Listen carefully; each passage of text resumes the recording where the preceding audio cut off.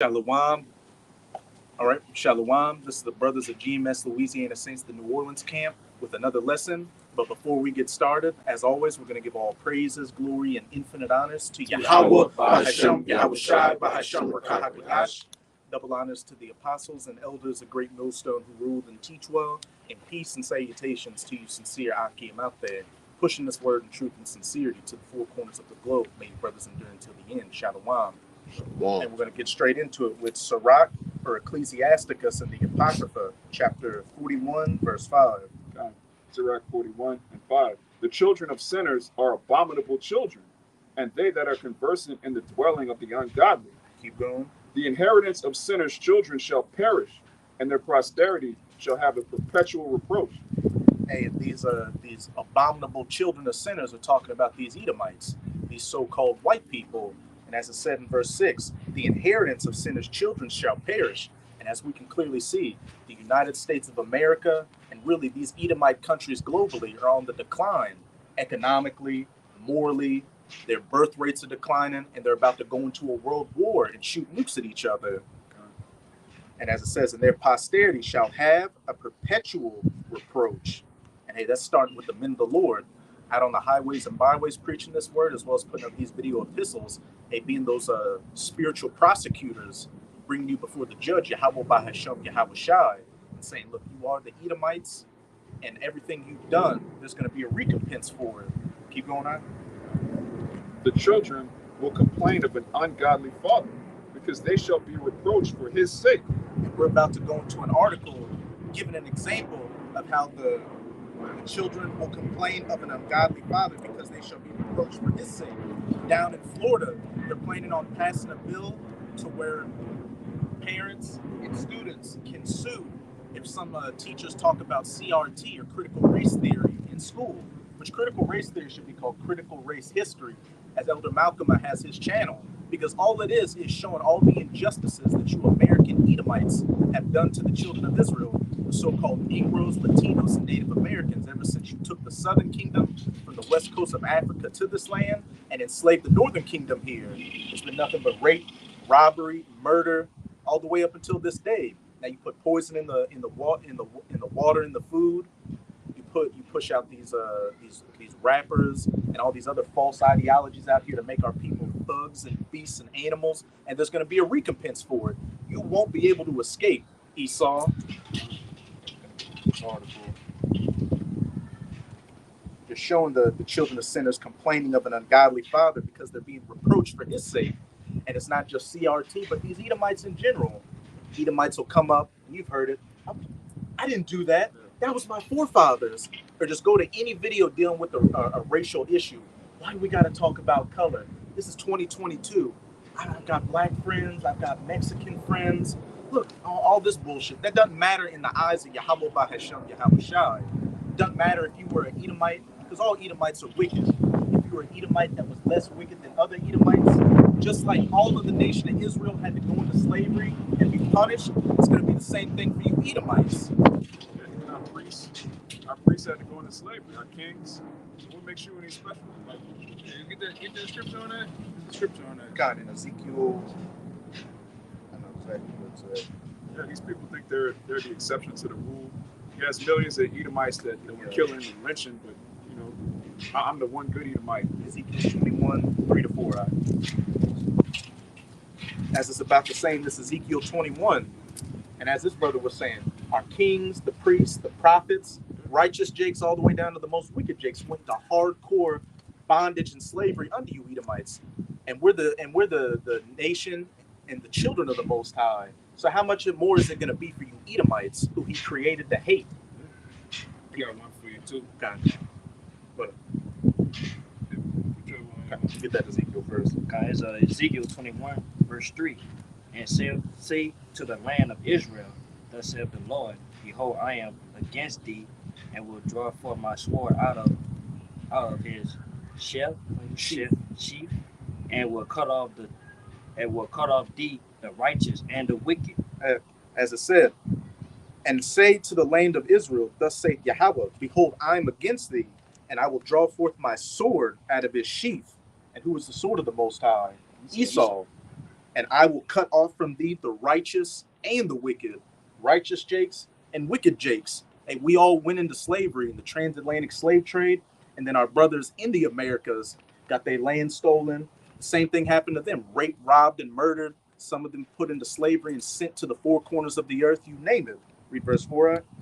Seeing then that I will cut off from thee the righteous and the wicked, therefore shall my sword go far out of his sheath against all flesh from the south to the north. Hey, reiterating the point. Seeing then that I will cut off from thee the righteous and the wicked.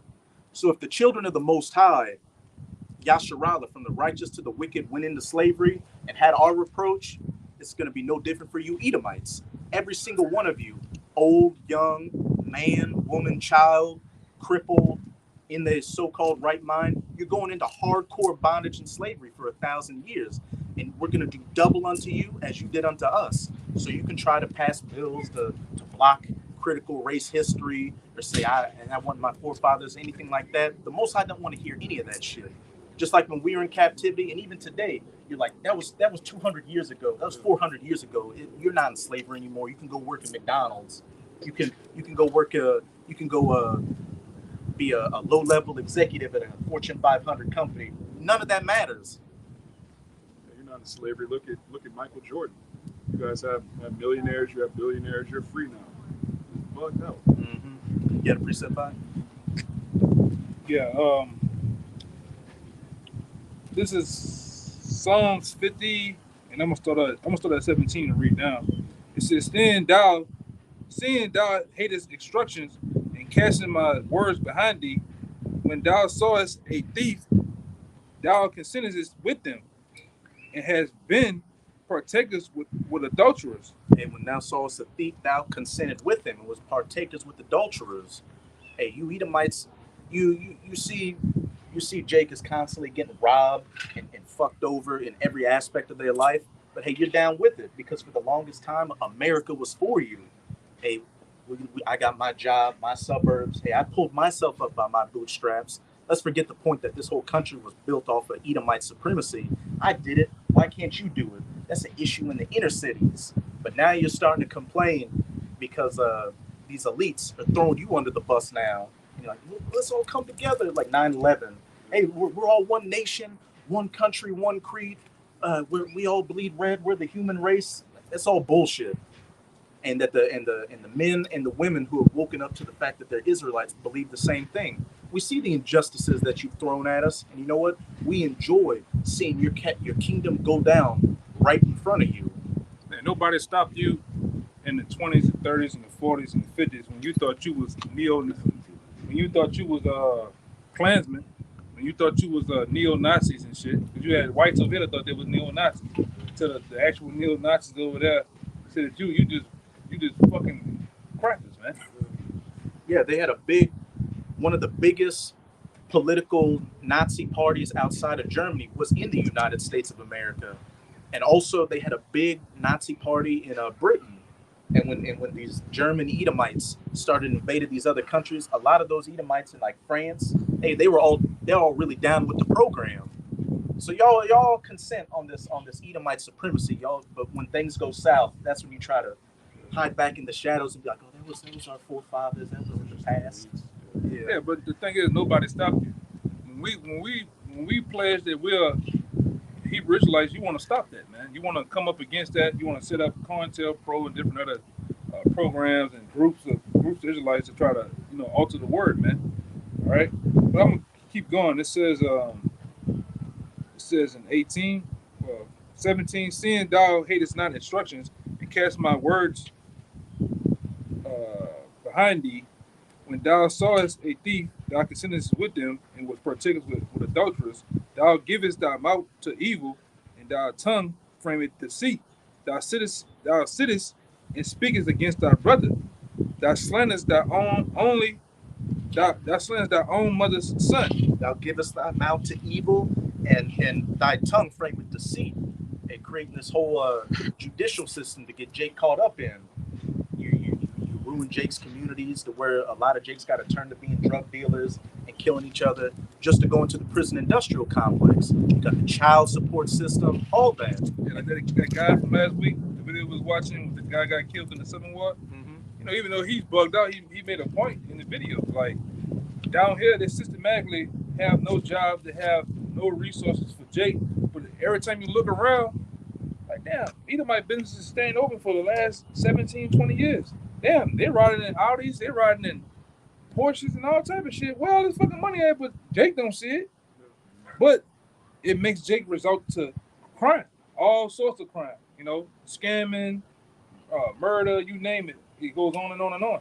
And it has flooded the so-called black communities, man. Not just here. Every guy, Mississippi, Alabama, all right, Georgia, Florida, you name it, man. Texas. Jake is the low. Jake, I think that the unemployment rate in Jake community is 66%. Or something like that, man. More so-called blacks and Latinos and Native Americans are more unemployed than these Edomites. And also to back up what you were saying, I remember reading a newspaper article about 10 years ago about how a so-called black woman, a Judite woman, tried to open up a bar in the French Quarter, but those other Edomites weren't having it. She found evidence to show that they were working. They all banded together to work behind the scenes to make her business shut down. So when Jake tries to build something and pull themselves up by their bootstraps, you Edomites do everything you can to burn it to the ground. Rosewood, Black Wall Street, all these other Jake havens that they had in the early 1900s, you destroyed it. Right?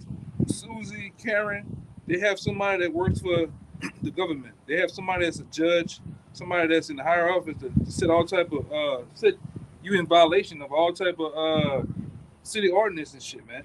Oh, you signed crooked in about half an inch. That's an ordinance right there. That's 5,000. All right, you stayed open 2 minutes past the city time. That's another $800. You know, and it keeps going on and on and on until they drain you out. You know. Shit, another thing. In places like Chicago, and I knew a Northern Tribes woman who was living up there for a while. She said that her friends, she lived up with some Judites, they would literally find crates and alleyways that the government was leaving behind with Uzis, automatic weapons, grenades in there. So not only do you push this thug culture on Jake, you push this thug culture on Jake, and you make their economic prospects low, so they turn to crime, and you flood the neighborhoods with drugs and weaponry. And they want to say, I want to say this too. They want to talk about guns in the inner cities. They want to talk about all this crime. Well, motherfucker, Esau, you the biggest gangster there is. America was built on crime. America was built on guns and gunplay. Let's go back into the 30s and 20s when they had all the gangsters and the mob running around, man. Prohibition and shit. They was blowing motherfuckers away. The Amalekite gangsters were bigger than the actual Italian gangsters. Yeah, they had all type of gangsters. Fucking New Orleans itself was built on the mafia. Wherever, and whenever you see a fucking casino, just know that's mob money, man. All right. Miami was built on cocaine. Yeah. The whole city. Yeah. On cocaine. They had that whole little water went down. That special cocaine cowboys, man. They was blowing motherfuckers away down there. But it was at the hands of you. But we don't know the war on drugs. Motherfucker, you created the war on drugs, man.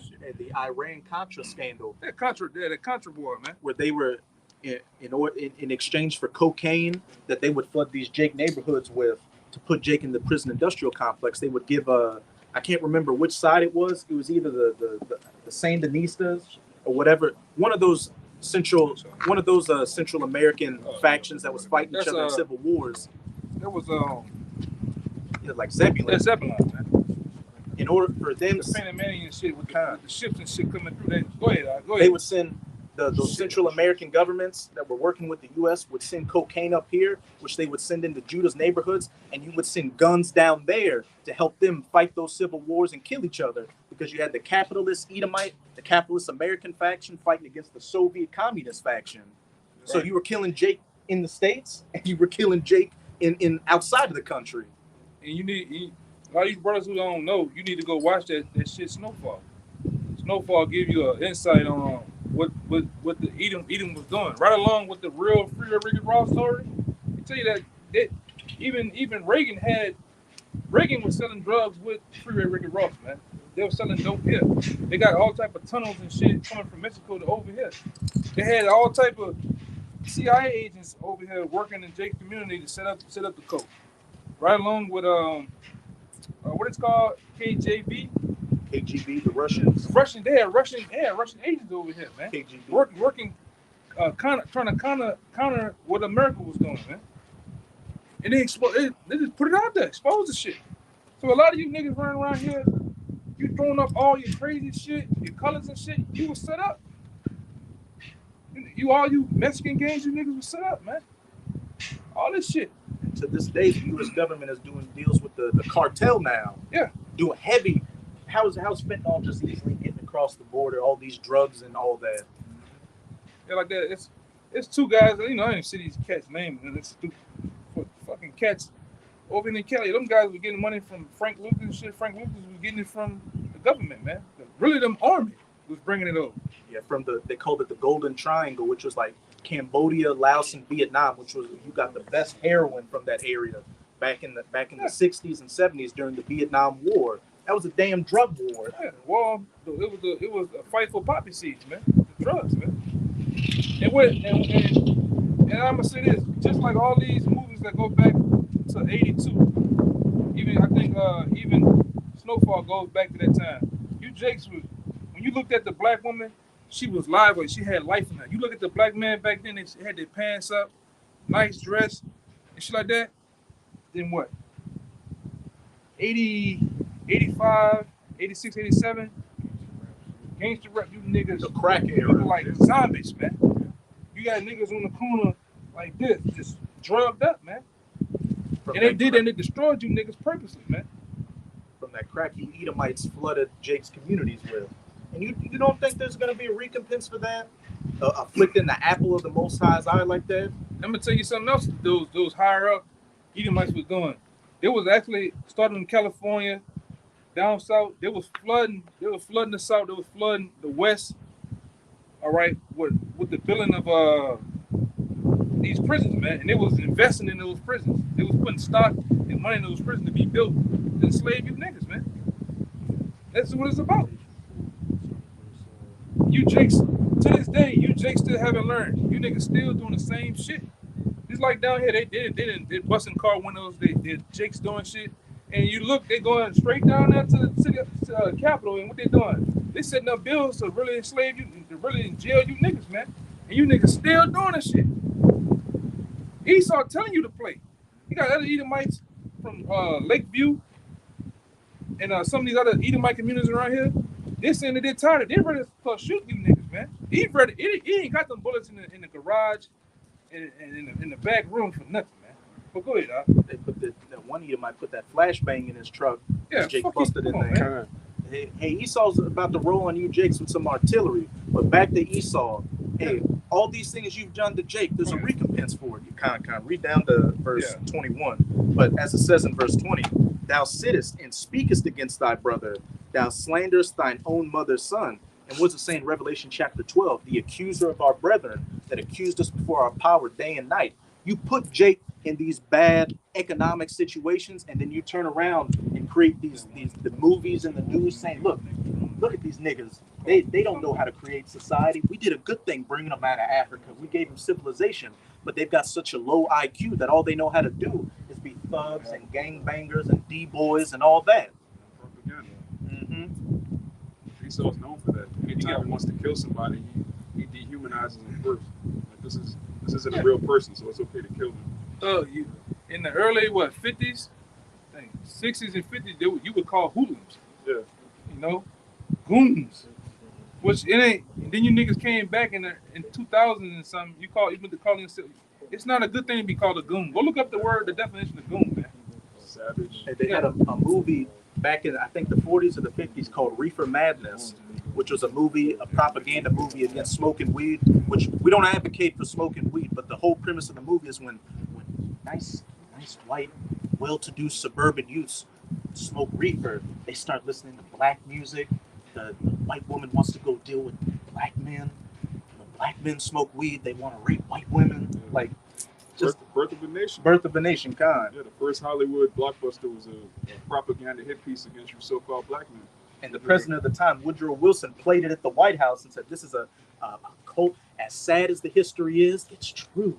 This is a cultural, historical monument. Right, he got a scripture. Kind of. I got the brother give a scripture. It's Habakkuk 2:15. Woe unto him that giveth his neighbor drink. Strong drink. Yeah, drink. Just read. That's good. That putteth the bottle to him, and maketh him drunken, also that thou mayest look on their nakedness. So that drink has first and foremost to deal with strong philosophy, man. All philosophy, but it also can go into drugs, guns, all right, various other things that make Jake stumble, and that's what they do. It's make you niggas stumble and destroy you. Then they come through, all right. They come through with their Aston Martins and different cars and watch you niggas in these hoods obliterate each other, man. Or they sit back and profit off it, all right. They sit back and they invest in funeral home businesses and different shit in prison systems to profit off you niggas, man. And they did it down here when I came back, when they had nobody in New Orleans. When I came back for Katrina, they had bus services with double-decker buses going to the night war, Edomites getting up, taking pictures, and you niggas is fucked up down there, man. Human zoo. You outside the liquor stores, eyes all brown, red and shit. You stressed out, and the niggas is made money off you, man. Go ahead, And another thing too, funny, over in I think Sweden back in the 50s or the 60s, they had literal human zoos where they would have Jake kids in like cage settings, and Edomites would go and gawk and throw them bananas and shit like that.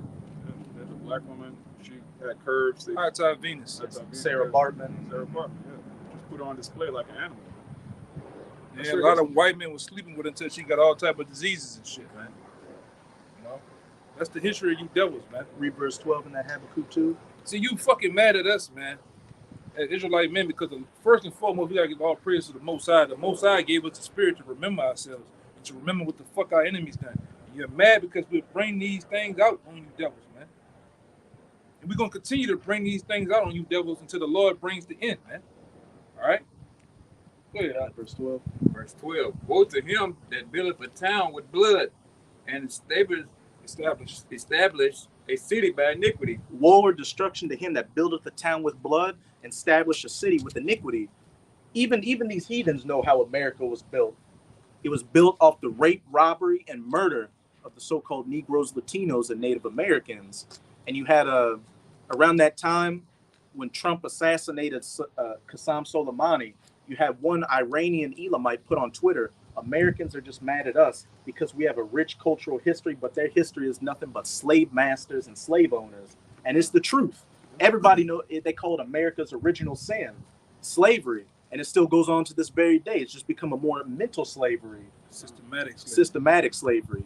And it's still physical. These Fortune 500 companies, their products are built by Jake. That's in slavery, man. Right. The 13th Amendment, we're going to abolish slavery except if you commit a crime, which everything Jake does is a crime. That's a loophole, man. Yeah, you put him in crime, and then you send him to even one of the worst prisons there is in America. You know, to this day is Angola. Angola look like you went back in time. You go up there, it look like your ass went back in time to the 30s, man.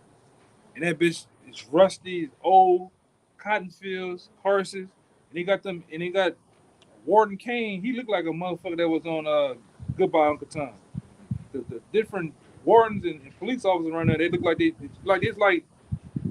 like you just went on a fucking time machine, man. Like life. Yeah, that's how it look. Look like life, man. And then the motherfucker said Jake and that bitch dying every day. It's some niggas coming in on the bus every day, and then it's a bunch of Jakes dying every day, man. It's a revolving door. And they profit off it, man. They make all type of license plates and shit. He a dick, man. Mm-hmm. You know? But go ahead. Can you read that verse? Yeah, I know. Yeah, 21. Yeah. 21. Verse 21 in Psalms 50 and 21 says, "These things hast thou done, and I kept silent. Thou thoughtest that I was altogether such as one as thyself, but I will reprove thee and set them in order before thine eyes." These things hast thou done, and I kept silence, because we had to feel the measure of our slavery. It wasn't going to last forever. It was a certain bounds we were going to reach before we started waking up and coming back. And it's the same thing with you, Edomites. You had a certain bound to a certain time to rule, and you just about reached those bounds that you cannot pass. And the Most High is about to take you down, and He's been systematically taking you down, beginning with the men of the Lord on the highways and byways preaching this word. And as it says, thou thoughtest that I was altogether such as one as thyself. Edomites either not believing in a higher power, just thinking, hey, this is the natural order of things. This is evolution, natural selection. Are these bugged out, racist, neo-Nazi Christians that think, hey, God is clearly for us, and that those are the children of Ham. They've got the curse of Ham. They're supposed to be our slaves. But as it says, but I will reprove thee and set them in order before thine eyes. And you're seeing us set in order before your eyes right now. As the elder brother just said, the Israelite man is waking up back to his heritage and back to his power. And we're out here condemning you devils for everything you've done and telling you that, yes, there is a recompense for it. There is a punishment. As Elder Malcolm says, there is a part 2 to manifest destiny. We're manifesting our destiny of ruling over you and having a perpetual boot on the back of your red neck. Yeah, we're just going to get into this article a little bit. You start winding down at Just trying to make this a campus. transition. Oh, kind of. Yeah, here's a article just to show, as we started off in that Sirach 41, how the sinners will, the children of sinners will complain of an ungodly father because they're being reproached for his sake. And the headline is, Florida lawmakers advance bill to quote unquote make whites not feel bad about what happened years ago. Hey, the children of abominable sinners shall complain of an ungodly father because they're being reproached for his sake. Everywhere you look now, in Hollywood and social media, hey, everybody's getting on you red devils' asses. They're starting to say you're the main problem out here. And not just that, but more specifically, the so-called white man. He's the main problem. He's the reason why pollution's, and it's the truth. The reason why pollution's everywhere, societies are crumbling, why racism is around, all these wars being fought for profit. At the head of that, all you Edomites, specifically so-called white men. Cancer of the earth. Mm-hmm. It says the bill aims to prohibit conversations that could cause discomfort for Edomites. It says Florida Governor Ron DeSantis.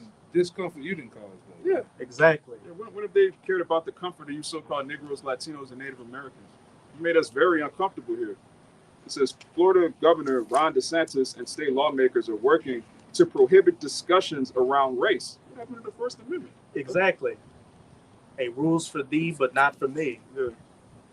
It says I got one too. working to prohibit discussions around race and discrimination in public schools and private businesses that could cause quote-unquote discomfort for Edomites. That was my forefather. It wasn't me.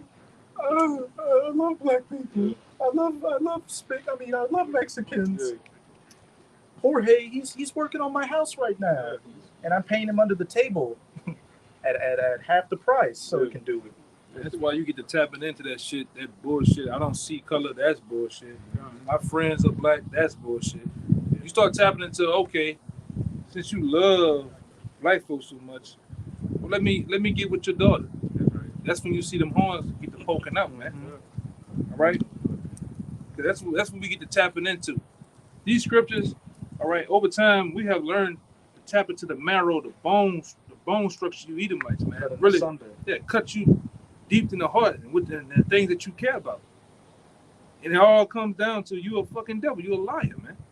All right? You don't love nobody. You don't love nobody but Satan. You love wickedness, man. All right? So that, and like I say, you hate us because we tell you the truth, man. It's right. Two-thirds of our own nation hate us. All right? You graham cracking niggas, you niggas that are brown, but really you're Edomites. You're really Edomites. Through your foreparents, you hate us too, man. And like I said, we're gonna keep lighting the flame to you niggas with these scriptures, man, with this history, man. The proof is in the pudding. Yeah. And this is what the bill says. It says, an individual by virtue of his or her race or sex does not bear responsibility for the actions committed in the past by other members of the same race or sex. Hey, somebody get me Revelation 13 verses 9 to 10 real quick. Let's see what the scriptures have to say about that. I got one with that. Kind. Yeah, this is Get that Revelation. Zechariah 11:5. It says, "Whose oppressors slay them and hold themselves not guilty, and that seldom say, Blessed be the Lord, I am rich, for I am rich, and their own shepherds pity them not." They literally showed that. They literally showed that scene in Goodbye Uncle Tom. You had an Edomite on his plantation, and he got on his knees and prayed to God. It's like, thank you, God, for giving me these slaves that make me all this money. Yeah, we're gonna pray like that too, man.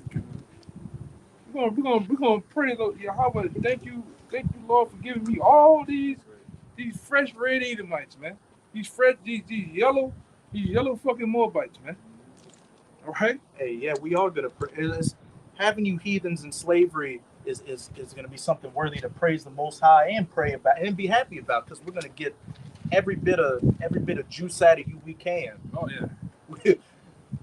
every morsel, every fiber out of your ass, man. Because not only do you have to be recompensed for the last 500 years, you got to be recompensed for what Cain did to Abel, what Esau wanted to do to Jacob, and what the serpent did to Adam and Eve. Antiochus did with the Grecians, the Romans. Yeah, you got a lot to play for, man. You got man. You got a recompense. You got to pay back this from what you did to Yahweh Shai, man. Mm-hmm. I know he did, but you did Yahweh Shai dirty too, man. You got to pay for that shit. Let me read that top part again, and then get that revelation. God. An individual, by virtue of his or her race or sex, does not bear responsibility for actions committed in the past by other members of the same race or sex. And this is a God-fearing country based off the Bible, right? Let's see what the Bible has to say. Get it out? Guys, Revelation 13, verse 9. If any man have an ear, let him hear. He that leadeth into captivity shall go into captivity. He that killeth with the sword must be killed with the sword. He that leadeth into captivity shall go into captivity. And who has when the slavery first comes to your mind, what's when you hear that word, what comes to your mind? The transatlantic slave trade, so-called blacks going into slavery, picking cotton. So regardless of what Ron DeSantis, which I'm marking you in the kingdom to go on my field, boy. No matter what Ron DeSantis or any of these other lawmakers have to say, that somebody doesn't have to pay for what their forefathers did, the scriptures say otherwise. You're going into captivity and you killed hundreds of millions of Jakes with the sword. So what does that mean? In the kingdom, hundreds of millions of Edomites are going to get put down by the sword and that rod of iron in a brown fist, in a brown hand, by a man with a beard and a woolly afro and spiritual powers. You read the New Covenant, Deuteronomy, the 30th chapter, it tells you in the 7th verse that all the curses that came upon us are going to come upon you. That's the new covenant. Double. So, yeah. You see them curses going on now. Edomites have been on child support now at an all-time high, man. Yeah. All right. The Edomite woman having an evil eye towards her husband. At an all-time high, man. Edomite women. Yeah. Single mothers. Mm-hmm. That's an uptick too.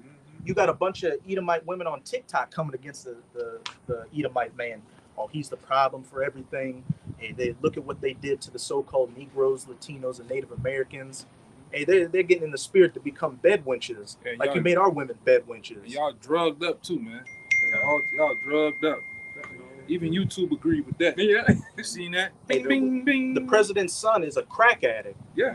A hardcore crack addict. Fucking prostitutes and making them single mothers. And popping his knees. Mm-hmm. Yeah. You know, and this is who ruling the country, the world, pretty much. The president shitting himself every other day. Yeah. I wipe my butt. Hey, America is the biggest joke running. This is the biggest circus on earth. Fucking shaking nobody's hands, man. Ain't nobody. You shaking demons' hands live on fucking air, man. Right. Nobody has nothing to say about that, though, man. Yeah, it's a demon he's shaking. I seen that shit. That boy, he came out with it, man. Shaking demon's hand and shit, man. Falling down fucking flights of airplane stairs and shit. Falling up. How you fall up the stairs? Shit.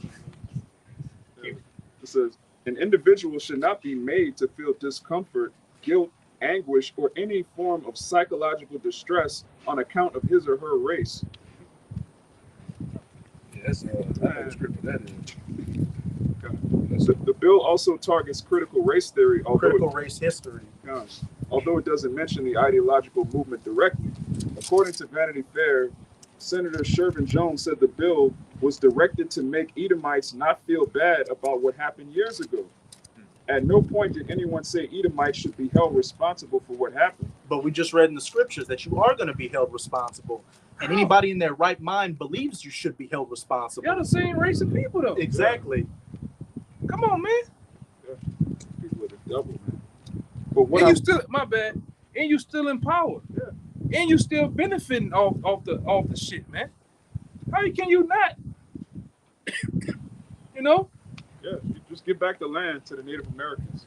Give back the wealth to the so-called Negroes. Since you're so innocent. Like down here, they changed the name, but y'all brothers remember down here one time they had a bank called Whitney Bank? You know that bank has a big slave plantation in Gonzales, Mississippi, Gonzales, Louisiana. It's the same fucking family that's benefiting off a bank, man. They do buying and selling commerce through that bank, man. Down here, Lords of London. yeah. What the hell are you talking about? Bank of America is still based on slavery. Hey, JP, all of them, man. Hey, shit. You Edomites, what do they like to say? Oh, forget about the past, but never forget about the Alamo. Never forget about Pearl Harbor. Never forget about 9/11. You know what? Fuck all those events. And a lot of those events were orchestrated by your very own elites to further enslave your ass. All of them were. Mm-hmm. They're all set up by Amalek, the counterfeit Jew. He's behind all of these so-called major world events. It says, was directed to make Edomites not feel bad about what happened years ago. It says, but what I would ask my Edomite counterparts is, are you an enabler of what happened, or are you going to say we must talk about history? You are an enabler. You're going to be an enabler to the very end. And what's even saying the kingdom, they're not going to take responsibility for what they did. So you, like it says in Ecclesiastes, who can make that straight, which the Most High has made crooked? You Edomites are devils and demons to the bone, and you're going to continue to be that until the end of that first 1,000 years of the kingdom, and we're going to have a Basra bonfire with every single one of you. So DeSantis said that CRT is quote-unquote crap and pledged to pass legislation giving permission for parents and employees to sue if they're subjected to listening to the theory, which is, again, it's history. That's it. Hey, and it doesn't matter if they pass the bill or some people get sued or anything. Biblical prophecy is still coming to pass. Edomites are going down, and you're going into slavery, and there's nothing you can do about it. And that article alone just goes to show how bad these Edomites are hurt out here. And it's mainly through the truth. More people know about this truth and watch the brothers, the apostles and elders of GMS than you think. That's why everybody's bugging out and hurt out here and wanting to pass all these bills and legislations to keep this word from going out. Sweet Hawashai, he comes back. Just soon. You see the chariots, you see the destruction. You gonna try giving them papers, man. Get a PI. You ain't gotta get a PI, man. Private investigator. Just go and try to give him them papers, man. You've been served. You gonna get served, man. Get a precept. We'll get that. We'll get yours. We'll get the Lamentations, and we'll close out with Isaiah 14. Amos 1:11. Thus saith the Most High, for 3 transgressions of Edom, and for 4 I will not turn away the punishment thereof, because he did pursue his brothers with the sword, and did cast off all pity, and his anger did tear perpetually, and he kept his wrath forever. And it says in Ezekiel chapter 35 that they had that perpetual hatred. And when you go into that word perpetual, it means never ending, enduring from antiquity. And as it said, you, and as it also says in Isaiah 47, that you didn't even have any mercy upon the old. So the Most High, as it just said, reread it out. Good. Thus saith the Most High, for 3 transgressions of Edom, and for 4 I will not turn away the punishment thereof, because he did pursue his brother with the sword, and did cast off all pity. I will not turn away the punishment thereof. He that leadeth into captivity shall go into captivity. He that killeth with the sword must be killed with the sword. And if you're a so-called Christian that believes the scriptures, hey, believe on that. Try to speak against that. You can't.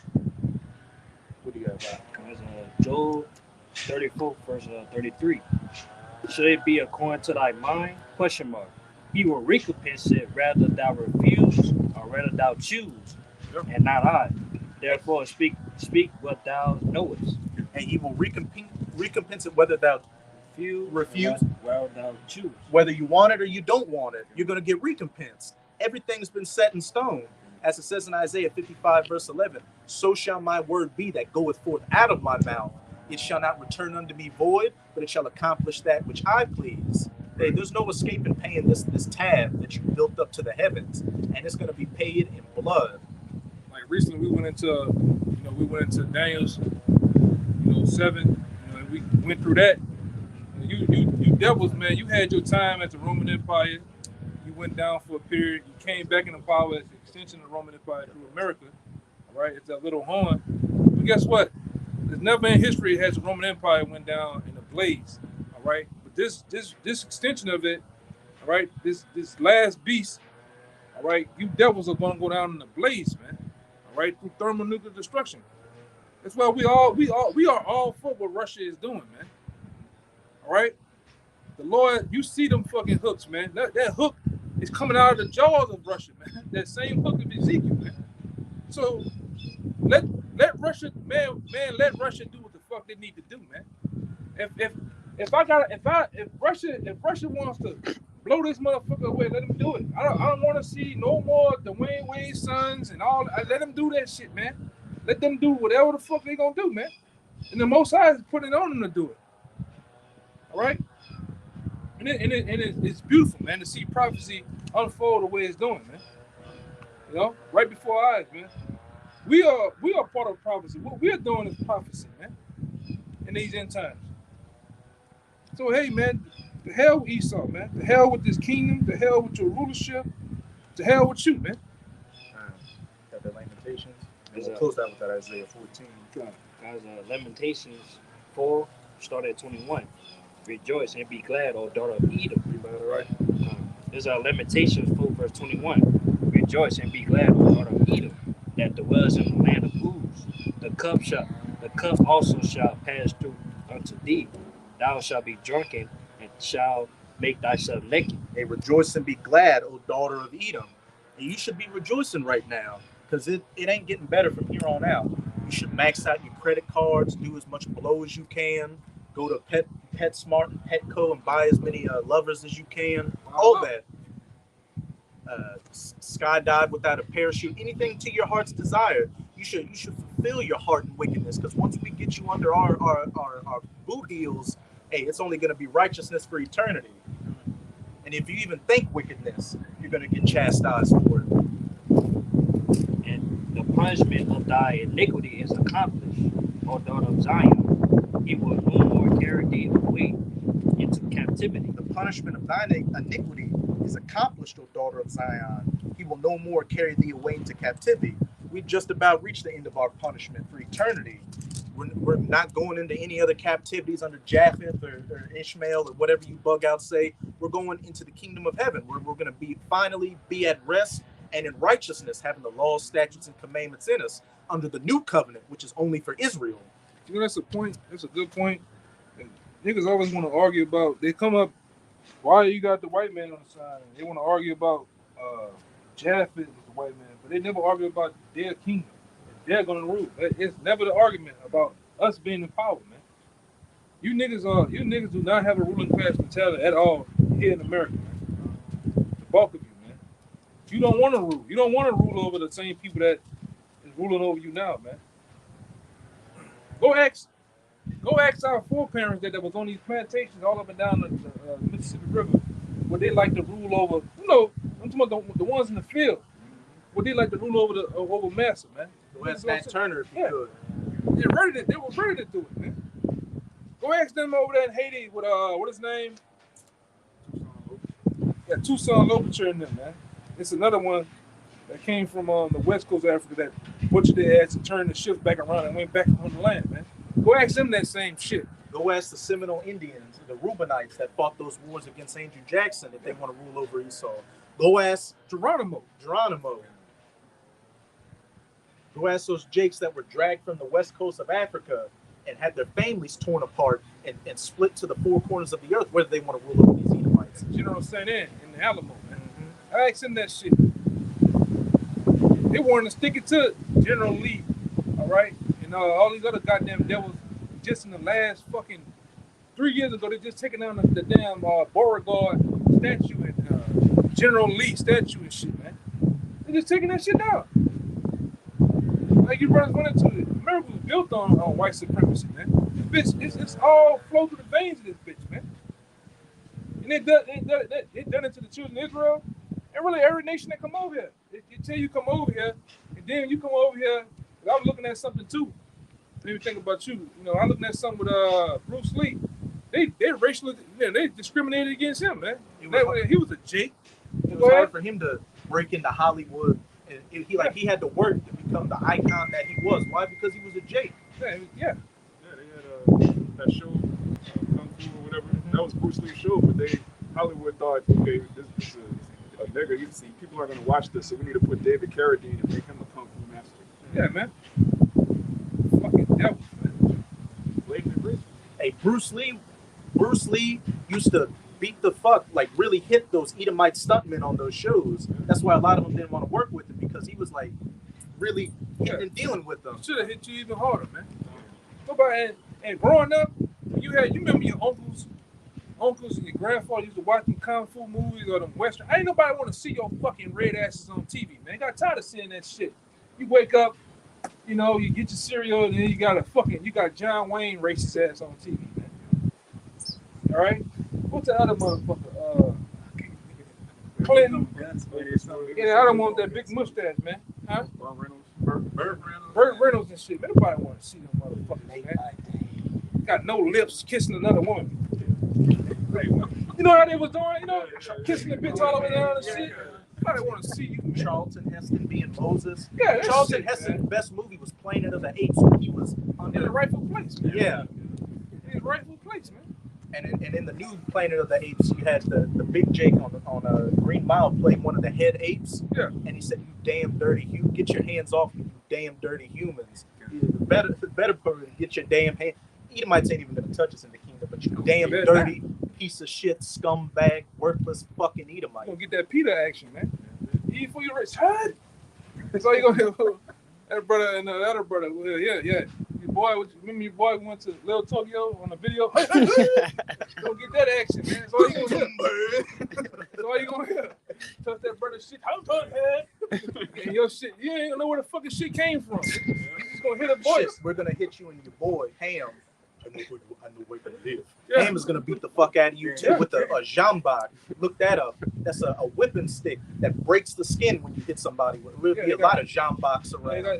They got them like nails or razors in that bitch at the end. Bust you open. Cat of nine tails, all that. We're gonna put Google road maps on your fucking back in the kingdom, man.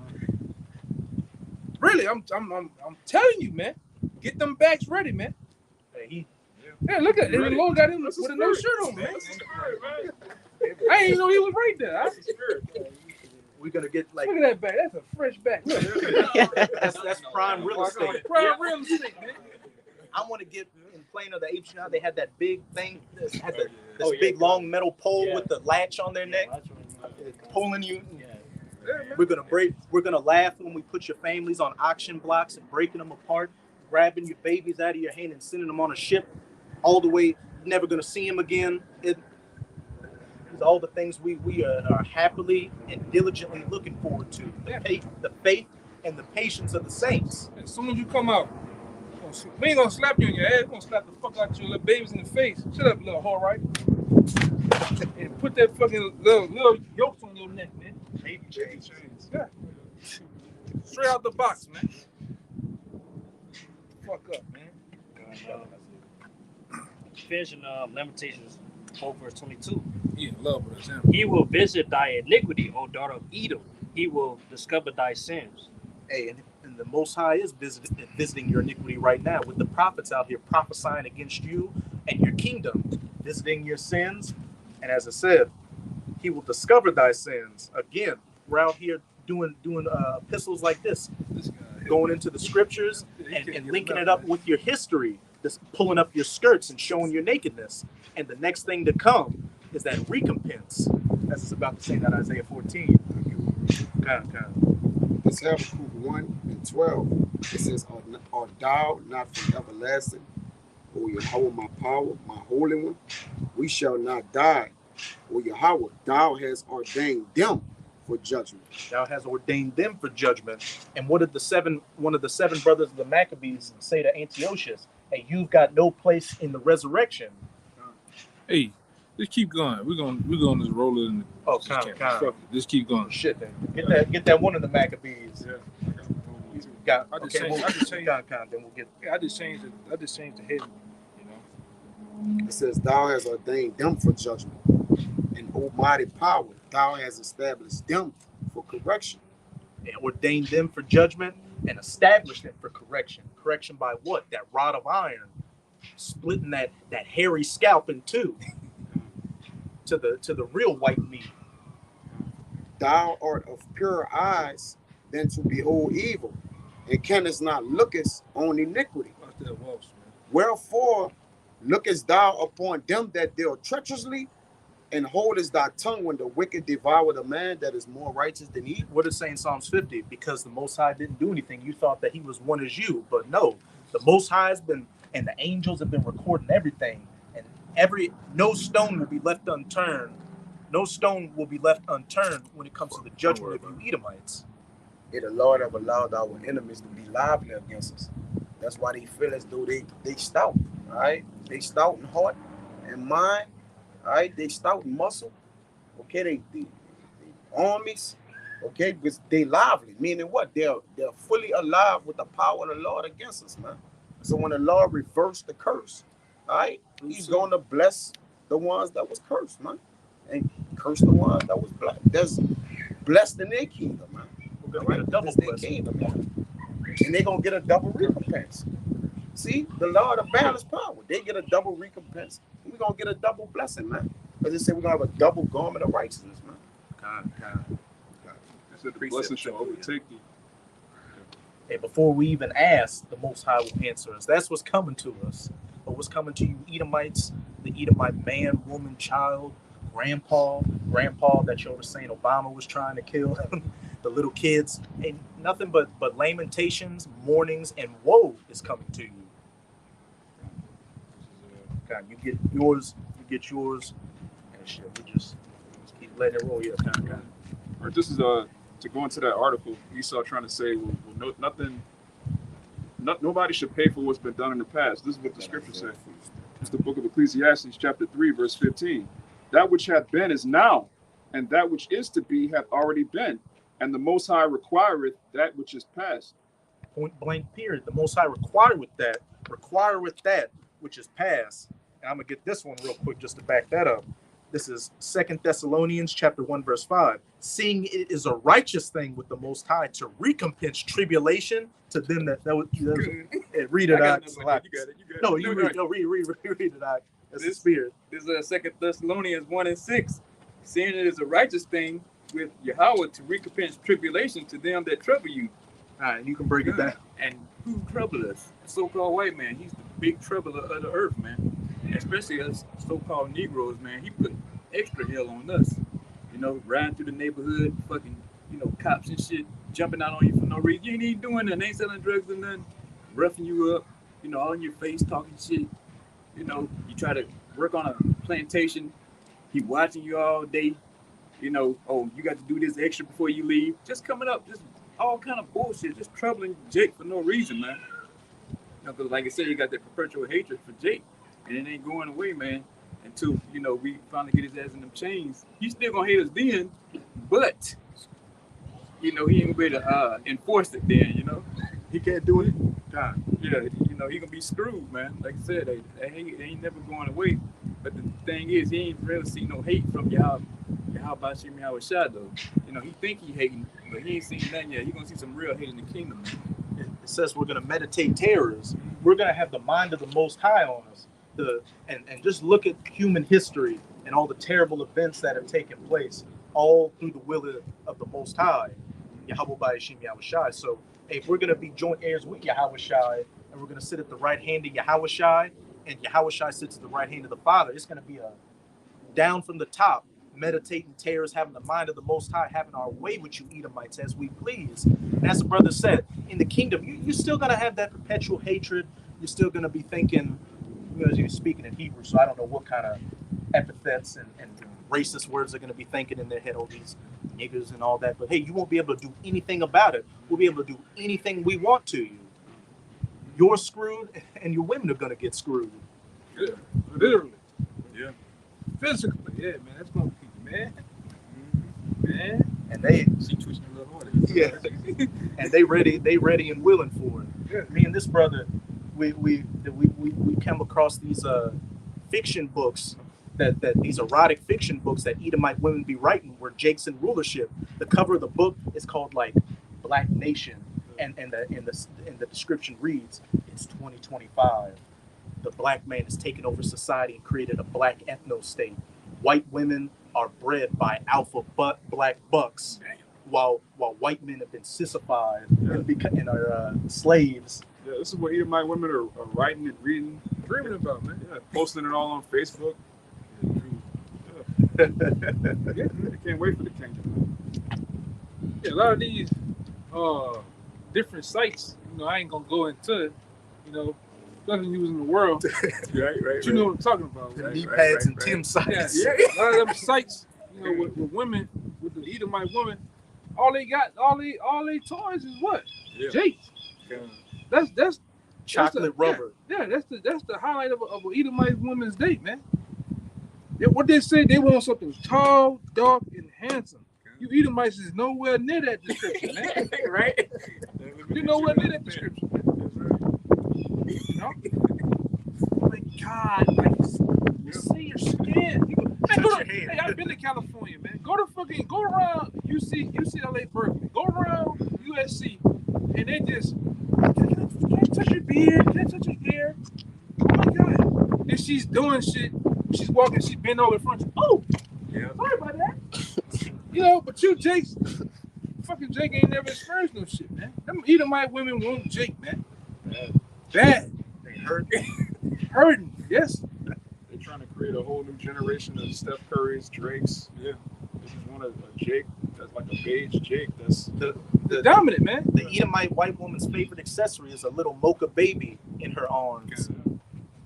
You don't want no Braxton nigga, man. Too many you hey man, you grab up. Hey, what's up? You talking to her? Man, just try this one day. You dealing with one of them, nigga, you getting to that point, man, just grab her belt loop and bring her to you. Watch what happens, man. So overflow and flood gonna happen. Yeah. Niggas ain't doing nothing in life, man. Like a damn bustle. Yeah. Yeah. What's up, man? You grab her. Jake ain't ever grab a woman by damn, you ain't trying to choke her, grab by the neck, man. Come on, I ain't gotta go. Even then, Becky want to get choked, but that's a different story for off the cameras. These women wanna, even in nature, man. Let's go to one of the most dominant creatures in nature. The lion. The lioness want the one that has the darkest black mane. Yeah, the black mane, the darkest, because he got the most testosterone. He's the most aggressive, man. The most strongest amongst all the other lions and shit, man. And they made same thing with women. The women want no sissified, metrosexual ass fucking man. Especially in the times we coming into with society about to collapse. And what's it say? A man shall be a covert from the wind. Yeah, you niggas ain't never slap a woman on the ass in the middle of something, man. I'm trying to be PG. But in the middle of something, you niggas never even slapped a bitch on the ass, man. Fuck up. You know what I'm saying? Niggas ain't done shit, man. That pretty boy spirit is gonna be pushed off the earth. Jake just sweating all the time. That shit was for a hot minute in 05. That pretty boy shit. Polos and polo shirts and manicured eyebrows. Yeah, manicured eyebrows, slashes. That shit died in 05, Cat 04, eyes. man. Yeah. For boat legs. Yeah, nigga had them boat shoes on and shit, man.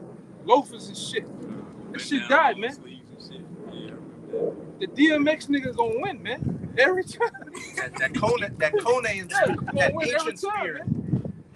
We're coming in the time to where nobody gonna care about democracy, feminism, equal rights. Hey, it's gonna be get it how you live in that day. Really, the Israelite man gonna win, cause that same Conan spirit is gonna be turned righteous and superior. I mean, dominant, man. You gonna give a motherfucker that look? She know she going straight get up, straight away in the bed chamber. She know what that gonna mean, man. Ain't gonna be all this guessing and do you want to go on a date? What's your name? Yeah.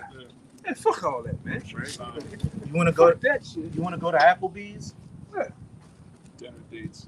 Jake gonna be sitting there in the throne with that big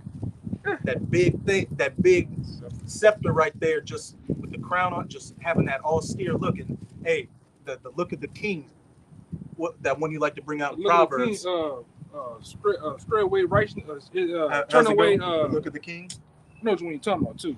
Scatter evil. Scatter evil. Yeah. Scatter evil. The eyes of the king. Hey, When the righteous. the look of the king, the Israelite king, is going to scatter away all evil out of his domain. There's going to be no going to court. It's like, well, you have some gutter rat lawyer. Well, you see in this loophole. No. It's going to be straight. What'd you do? Oh, you broke the law. Cut his head off. Who's seen him? You gonna bring up the witness? I seen him. Yeah. Oh yeah. That's all you gonna have in the kingdom. This action. Ham gonna come in there, grab you by both arms, and pull your ass out there. Yeah, Sit man. on death row for 30, 40 years. Yeah, man. Becoming a sodomite in prison. Yeah. Trying to run the Going clock. a week. And open cabinets. Right. Have those Lambo legs. Ain't gonna be no opening cabinet. Lambos in the kingdom. Indeed, Lord. Man. They gonna try that shit though. If we hear Yeah. about any cabinet action going on, man, boy, you gonna get it and he gonna get it. Right. The cabinet in the cabinet open. Yeah. And the cabinet maker. Yeah, right. Yeah. Yeah, in the maker. Yeah, man. Even the witnesses. Yeah. You can say shit. And the witness too. Yeah. But you ain't do a goddamn thing, man. That's right. And you can Just back up to Maki real quick. Okay. This is Ecclesiastes 8 and 11. Because sentence against an evil work is not executed speedily, therefore the heart of the sons of men is fully set in them to do evil. Hey, since that old school Noah's Ark type judgment hasn't come upon the earth, hey, people are fully set in their ways to do evil. Yeah, man. And you believe in you completely drink the Kool-Aid, and even that scum at the bottom of the Kool-Aid canister, you drinking it all the way that Esau's been giving you. So you think, oh yeah, I hear something about food shortages. Oh yeah, Russia just tested a nuclear capable ICBM that can destroy a state the size of Texas. They said that new missile. They said everything 11,800 miles away can be destroyed from that one missile. You hear this? They're testing that and putting their nuclear forces on alert. You hear that New Orleans, the authorities have lost control of the city, but you just think, oh, since things have been okay for the past 10 years, since it hadn't been Mad Max on the streets, it's gonna go on forever. And that's another thing. You niggas already you already fucked up down here in New Orleans. You already pre-Mad Max. When the shit hits, you niggas really gonna look at the niggas' cars and houses. It's gonna be Mad Max. How Jake dress? They already dress in tatters and football pads on them. Shit like that. Man, it's gonna go down, boy. Hey, because execution against the wicked isn't executed speedily. These men, these people out here set in their ways, but that's just the Most High building that tab on you, so He can catch you with your pants down like a thief in the night. And once that judgment starts, once that mass death really kicks off, it's not stopping until the elect get beamed up on the chariots and those nuclear missiles are flying from one end of the earth into the other. Right. You're about to see mass starvation, death, rape, cannibalism, any horrific thing you can think of. Hey, you're gonna experience it personally. And like it says in 2 Ezra chapter 9, then shall they know it after death by pain, not death by love, not death by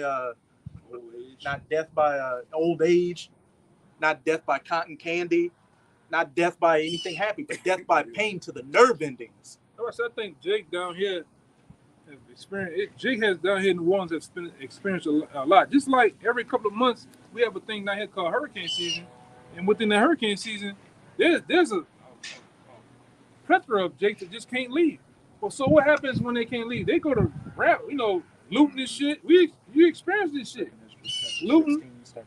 You experience all type of different things that go down out here, and then it gets so crazy to where it said looters will be shot.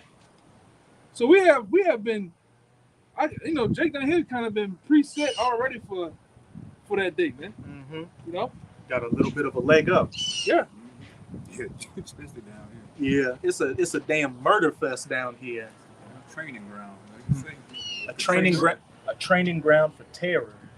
Yeah, for that Jacob's trouble, man.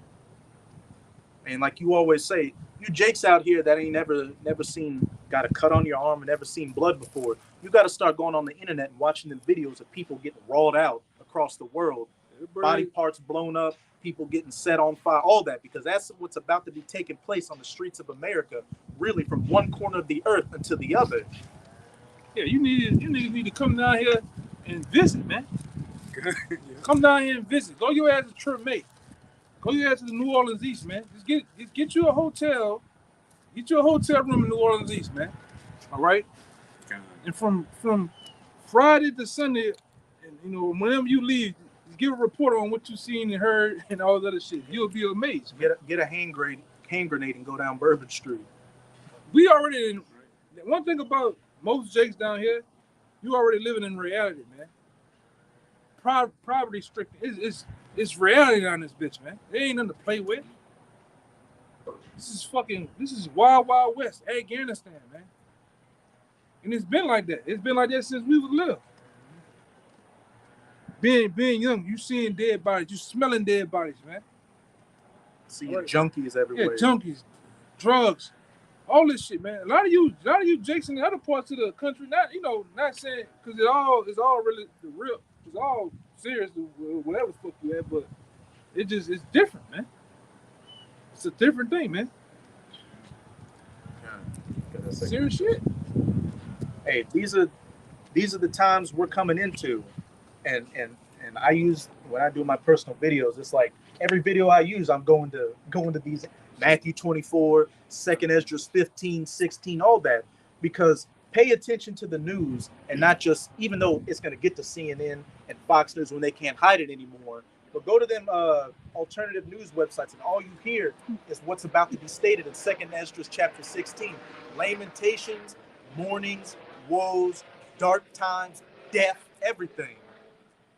Because 2nd Esdras 16 verse 17. Woe is me, who will deliver me in those days? And this was the prophet Ezra seeing these prophecies thousands of years ago. Hey, and he was even thinking, who's going to save me in that day? Which on a side note goes to show that they knew about reincarnation, because he knew he would be back here during these times going through it. Verse 18, the beginning of sorrows and great mourning, and the beginning of famine and great death. The beginning of wars and powers shall stand in fear. The beginning of evils. What shall I do when these evils shall come? The beginning of sorrows and great mournings. It says gnashing of teeth, pulling a hair, crying, men crying like women in that day. All of that was the beginning of famine. And look, with this war that was going on in Ukraine, what have you seen? A lot of food, like Ukraine and Russia are two of the biggest exporters of wheat all across the planet, and that war has disrupted their ability to do so. And a lot of nations rely on that Russian and Ukrainian wheat, and you've already got food riots starting in places like Sri Lanka and Peru to some extent. And then you've got Russia talking about how we're only going to send fertilizers and other natural resources to friendly countries. Who would the unfriendly countries be? Places like Western Europe and America. And Western Europe relies heavily on Russian natural gas and other energy resources. Propane. They big in propane too, man. Mm-hmm. What's going on? Everybody's, you know what? Fuck it. I'm holding what I got. I'm not gonna even distribute it no more, man. Mm-hmm. In the world, what you finna see? The whole world's finna be turned into Cuba. You see how you go to Cuba and it's some fucking old cars from the 30s and shit? Mm-hmm. But everybody's holding back like that, man. It's getting to the point like, you know what? You siding with America, I'm not giving you a goddamn thing. Or you siding with Russia, fuck that, I'm cutting you off, man. They even got down to doing it with the banks. You seen all the major players in Russia that are millionaires, their sons and daughters, they didn't just cut them off from certain banks. So you know what? Fuck that. Seizing their assets, like Yeah. if they got yachts or private property in another country, they taking that shit. You got sanctions on you. Yeah, they showed a big time player that's from Russia that have Isaiah 13 walking Yeah. by. he had a big yacht, big ass yacht out there in New York. They seized this shit, man. Fuck that bitch dead, man. She's a dead bitch, man. Dead. She's fucking. Hey, once you get hit with that, he can have Here it. with that Man. poison. Yeah. Yeah. She ain't got no ass anyway. You get hit with that little Peter Piper, man. He can have it. That Vienna sauce. Damaged goods, man. Fuck that, man. No brother, hey man, you shouldn't be dealing with no man. You gotta get the box facts on the bitch, man. You did what? With Edomite? Oh, fuck that. Yeah. Hey, to you brothers out there, if you're dealing with the woman and you find out she dealt with the Edomite, hey, Cut that bitch off. yeah, that's the times that's a ruling class mentality. What ruler wants to deal with a woman that's been a whore to his enemy? Yeah, man. It's simple as that. Them white boy, them white boy raw them out, man. They do all type of sick ass shit to them motherfuckers, man. And then once they're done, they send your ass back to the hood, man. Yeah. Fuck that, man. Your contaminated ass back over there, man. Shit. If anybody on the other side of that camera don't like it, fuck you, Yeah, you too, man. cheap bitch. Hey, Russia just sanctioned Kamala Harris, Mark Zuckerberg, and the CEO of Bank of America. That's serious. That's serious times. Sanctioned there. Hey, everybody's picking it. Hey, you remember back in the day when we were playing ball? You be like, hey, I want Amawai. Well, I want Somalia. Well, I want Rahai. Well, I want Koya. Like you picking the people to play ball with. Everybody picking their sides right now, man. The team been picking. Then Russia already done started it off. They swung first. Hey, remember back in the day? Knock it off my shoulder. Nigga, I knock it off. They knocked it off the shoulder, man. So now that's Going my in. boy. Yeah. Bumping up, walking by somebody and hitting them, Yeah, man. looking back, Dan. Yeah. What you gonna do? Everybody picking their sides, man. So it's on.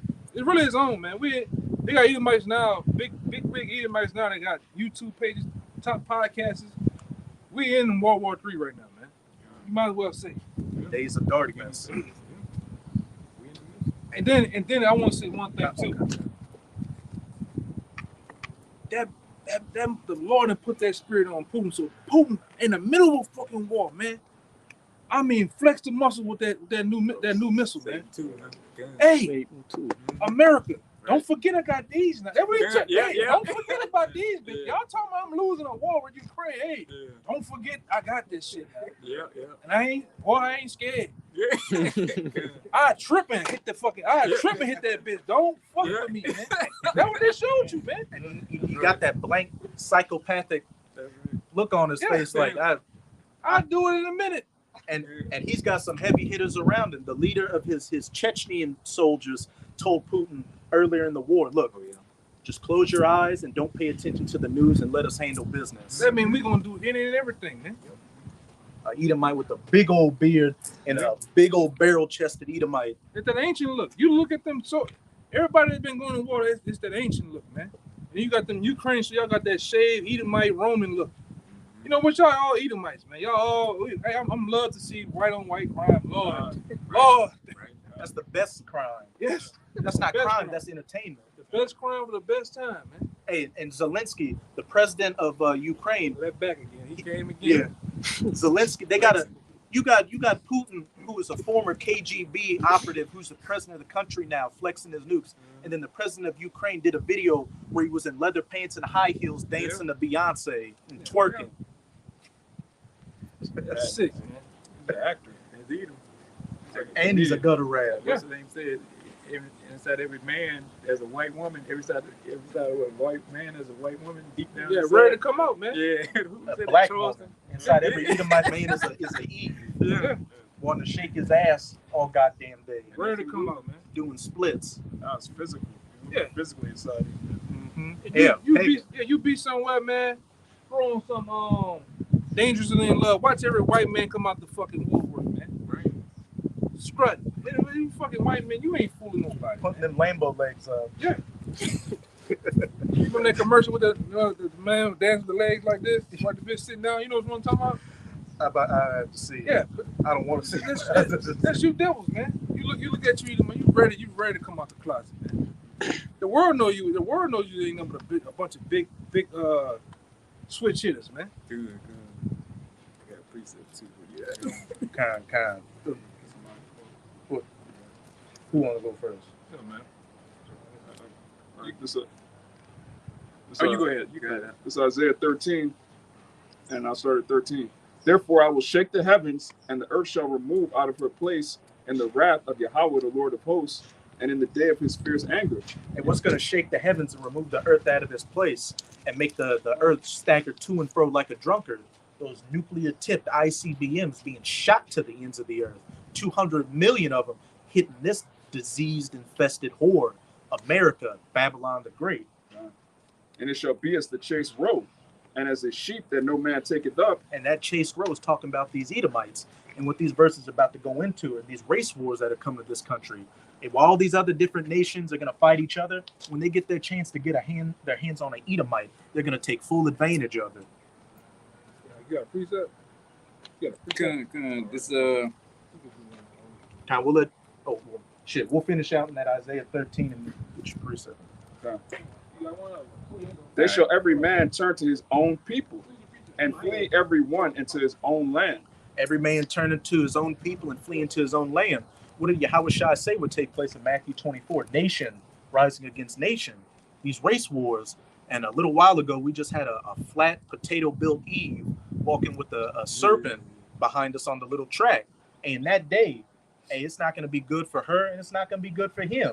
Everybody is about to get jacked up if they don't want to play for their own team. Bedwinches and cooning is going to come to an end during Jacob's trouble. Violent end. It says, Simps too. everyone that is found shall be thrust through. Thrust through with what? A literal sword, a knife, getting beat to death with a bat, a hammer, or that gun. Especially in America, since that's the main sword over here. And everyone that is joined unto them shall fall by the sword. Modern day sword is the gun. And the children also shall be dashed to pieces before their eyes. Their houses shall be spoiled, and their wives ravished. Hey, everyone that shall be found shall be thrust through with the sword, and everyone that is joined unto them, it's like their children also shall be dashed to pieces. Hey, kids are going to be getting killed, and it says their wives are going to be ravished. Hey, if you're an Eve living in a nice suburban neighborhood around a bunch of Edomites, you're going to get ravished by Paul, Ted, Brad, Tyler, Chad going to be going after Becky's. He ain't going after Eve. And Linglings. And Linglings, yeah. And their house is spoiled. And it says in 2 Ezra chapter 15 that a man shall have no pity upon his neighbor, but shall spoil his house with the force of the sword due to the lack of bread and for great tribulation. Going back to these famines. It's about to be dire out here with these famines. Besides the wheat exports getting messed up, over here in the States, there's been droughts in a lot of wheat producing states, which is going to lead to a drop in those crops. And also, a lot of these farmers can't get fertilizers for plants like corn. And corn is not just used for you to eat it off the corn cob. It's used in a lot of different products out here. It's a perfect storm is brewing to lead to mass famines and starvation.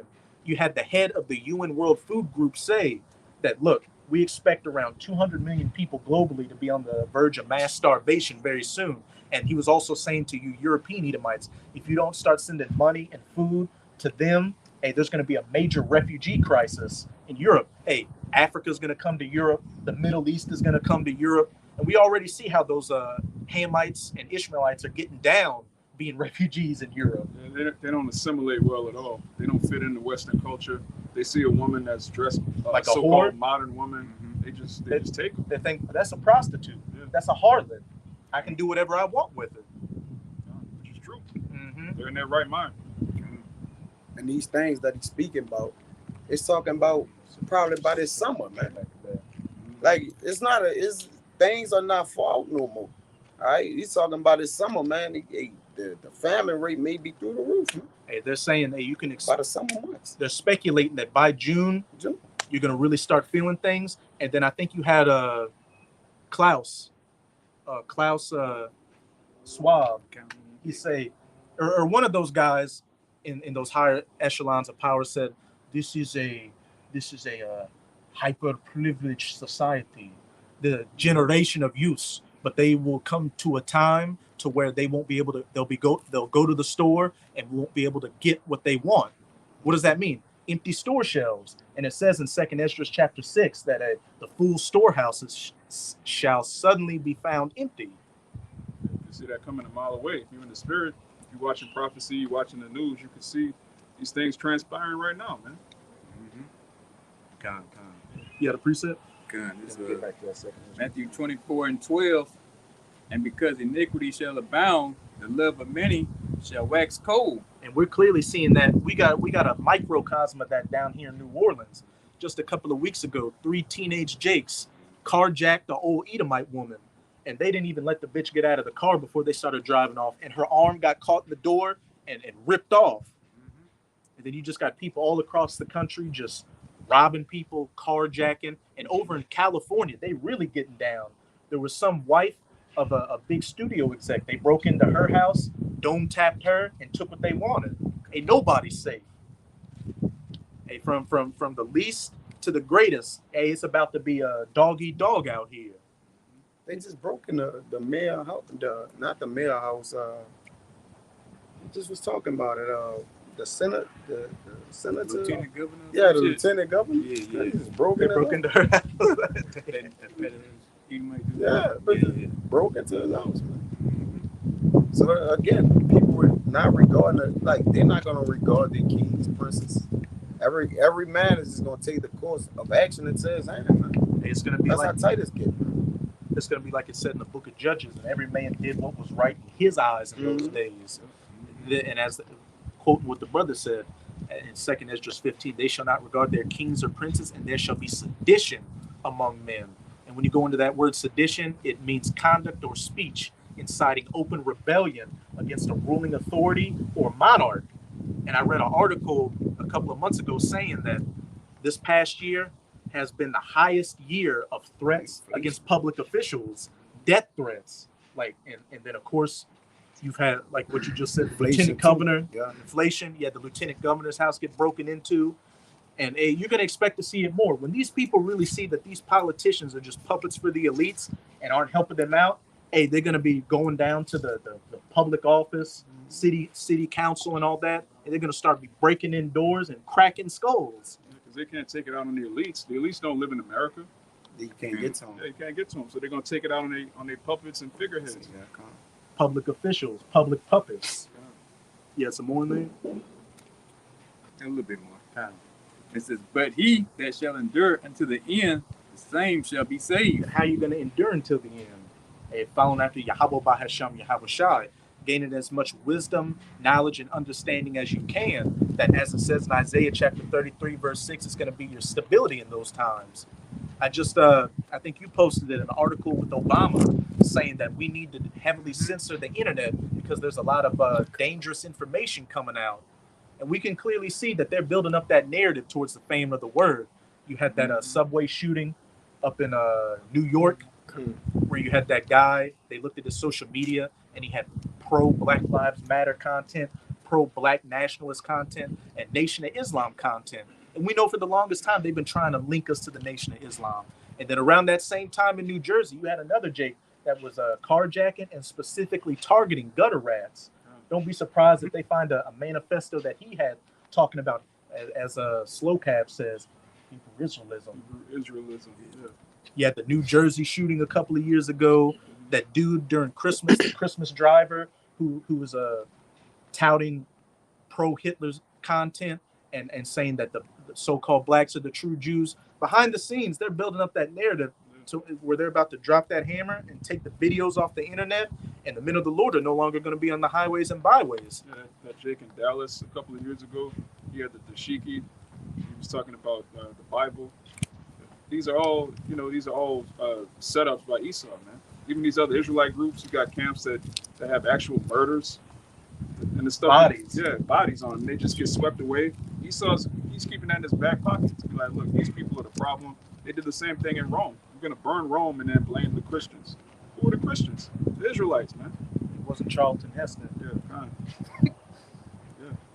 And hey, lest we forget, ISUPK, that was on that Vice segment called Hate Thy Neighbor, where they were going to the gun range, shooting automatic rifles, all in black, with the fringes on and everything. The HOY, the pull-up boys.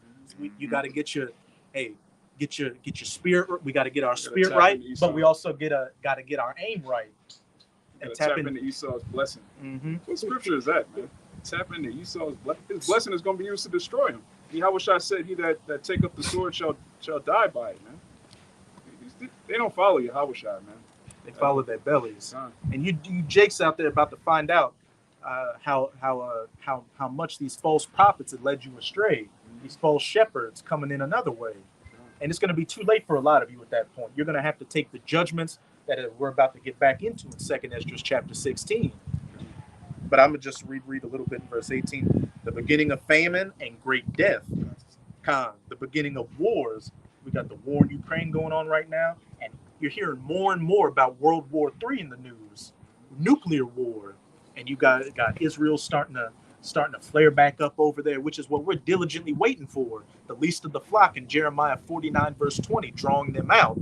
Doing something to provoke Iran, to drag in the U.S. and NATO on their side, and Russia and China in on Iran's side, and to bring about that battle in the Valley of Jehoshaphat, the War of Armageddon. Hey, everything's a powder keg right now, and you can see that little fuse to that TNT barrel. It's about to explode. Once it starts, there's no turning back. And the powers shall stand in fear. That's talking about these elites out here. The Rothschilds, Rockefellers, DuPonts, Gettys, you name it.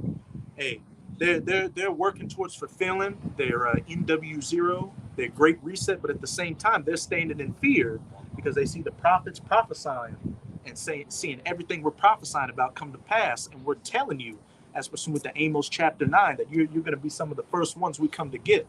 Also in Psalms 149, they shall bound their kings in chains and their nobles in fetters of iron. Yeah, because they're going to get to a point like, hey, shit going to get out of hand. And they're going to be like, damn, maybe I shouldn't have pushed that button, to get it started. Because it's going to get so wild, and then it's going to be too late. You're going to see Yahushua come back, crack them clouds, man.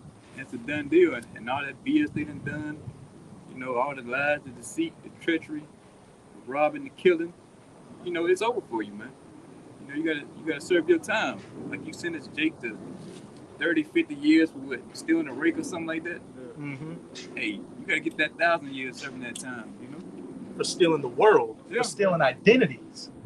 Mm-hmm. That's crazy, man. He'll give our people 50 years for the most minuscule crime, and then when his charges get brought up, I didn't do that. That wasn't me. Hey, Bush and Cheney started a war in Iraq that killed millions of innocent men, women, and children. But when that comes up, no talks about war crimes. It wasn't me. The terrorists, WMDs. Hey, that's why the reapers are ready to. The world is the harvest is ripe, man. Yeah. That's why the Lord. Then the world as we know it has lost its youth. It's no more good unto the people, which really is not the world, but the people have destroyed the world. The people that's in charge, man. And the reapers is ready to reap this bitch, man. That's why you send them at a unimaginable clip, man.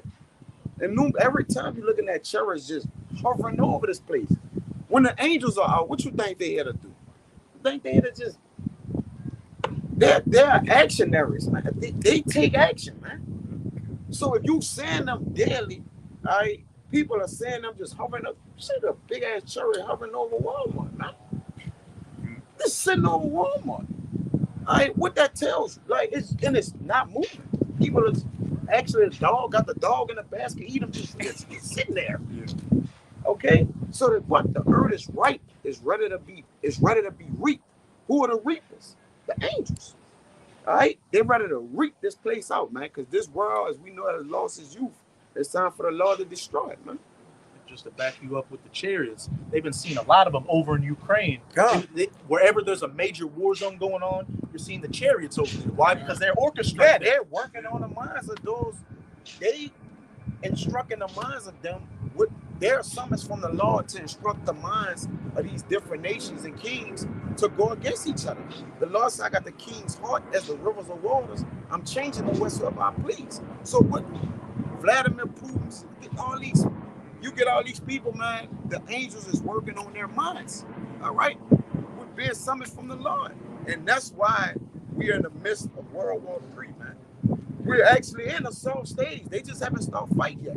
Because the Lord said He's gonna stir up the meats, He's gonna stir up the minds. But when you stir something in a pot, you're checking it to see if it's ready. So as you're stirring it, you don't just stir because it needs to be stirred. Nah, you're stirring it till it get ready. And you're turning up the heat. And you're turning up the heat or the temperature as you need to finish it. When you cook it, do you want to cook forever? You ain't cooking forever. All right? You only cook it till the food get ready. And if you're extremely hungry, you're gonna really cook it fast. So the world is extremely ready to be judged. Got it? Well, I had the second address 14. With the world has lost its youth, and the times begin to wax old. Shit, we'll get to y'all. We'll get back at this. Yeah, that's cool. Second address 16. Yeah, you got 19. Yeah, 19. Second address 16, verse 19. Behold, famine and plague, tribulation and anguish are sent as scourges for amendment. Not scourges for love. Yeah. Not scourges for a tap on the back. Scourges for amendment, to amend your behavior, to punish you for being wicked. And of course, we just went into the famines. Nah, just to add to your point, because the Lord those scourges intend to change, like you said, that's the change your what? Your cognition. Because the cognition that the world is currently in, or the hypnosis of the world, is in unjudged, in an unjudged state, man. All right. So the judge, the Lord, which is the judge and the king of the earth, He intends to what? Put on the people's minds judgment again, man. All right. So which is what? Debt, anguish, like all the things He's saying, man. The Lord about to bring these things to the people's minds again, because the American way, these people don't know nothing, man. They don't know debt and hardship, and the city with unwalled villages where they dwell carelessly. They don't even, like you say, they so stretched forward out everywhere. They ain't even protecting their own country, man. Down here, you've got something called French Quarter Fest taking place, and then Jazz Fest next week. And you got all these Edomites coming down here to have a good time. But like we were talking about earlier, you just had the Attorney General? Lieutenant Governor. The one that said we lost control of the now you got the DA and the police chief. The DA and the police chief say, hey, we've lost control of New Orleans, meaning crime is out of hand. But then you've got these busy Edomites dwelling carelessly coming down to have a good time. It's been 2 years since we had a real French Quarter. It's been 2 years since we had a Jazz Fest. I'm gonna go get drunk, pop some pills, but at the same time, hey, a lot of these jack boys are gonna be messing you people up, and good for you. That's scourges for amendment. That is. Hey, I said in the video, but I didn't. Sometimes you say things, and the Lord put it on your spirit, and you kind of go back and feel like, damn, you say that. I said that the world has to catch up to His judgment. It's already judged. It's just moving behind in such a way, like the judgment have already been judged. Babylon have been judged according to the angels. It just have to catch up to it. So actually, the world is late for everything to happen to it. It's late. It's on schedule, but in other words, the people in it, it's on a Lord's schedule, but in actuality, it's just walking down this judgment, man. They get caught like a thief in the night. That's it. That's why it's gonna get caught like that. You're not paying attention. No. You're late to the party, but hey, the men of the Lord, hey, Abaratazah, we endure. We see what's happening. So we're preparing ourselves accordingly to hope to make it through it. But as for the rest of you people, you're gonna get caught out here with your pants around your ankles, and it's gonna be vicious. It says, and with the plague too, what do we see? We got Anton Faust and all these other heads saying, oh, it looks like Cragamuffins making a comeback. Oh, here we go. You've got them talking about the bird flu killing off a bunch of chickens and turkeys, which is going to further exacerbate the famine. And then you had one of the former members of the CDC come out and say, look, it's a rare transmission for bird flu to humans, but if it does happen, that's going to have a high mortality rate. And who knows what else, what other plagues the Most High is going to release, or have these Edomites have leaked out of a Resident Evil biolab somewhere. Yeah, that's what they do to usher in what they doing. They hypothetically speak. They put hypotheticals out, right? They throw all these hypotheses around. Oh, if this would happen, so it would put it in the people's minds like, okay, this can potentially happen, but it hasn't. And again, that's why the Lord saying they security, because people believe, all right, well, they saying that, all right, but you got to remember too, this the enemy. This your enemy that's telling you, all right, this can happen, this can potentially happen. So what you would do, you would want to take heed as if, okay, it's going to happen, which remember, the Lord is controlling the minds of the powers that be.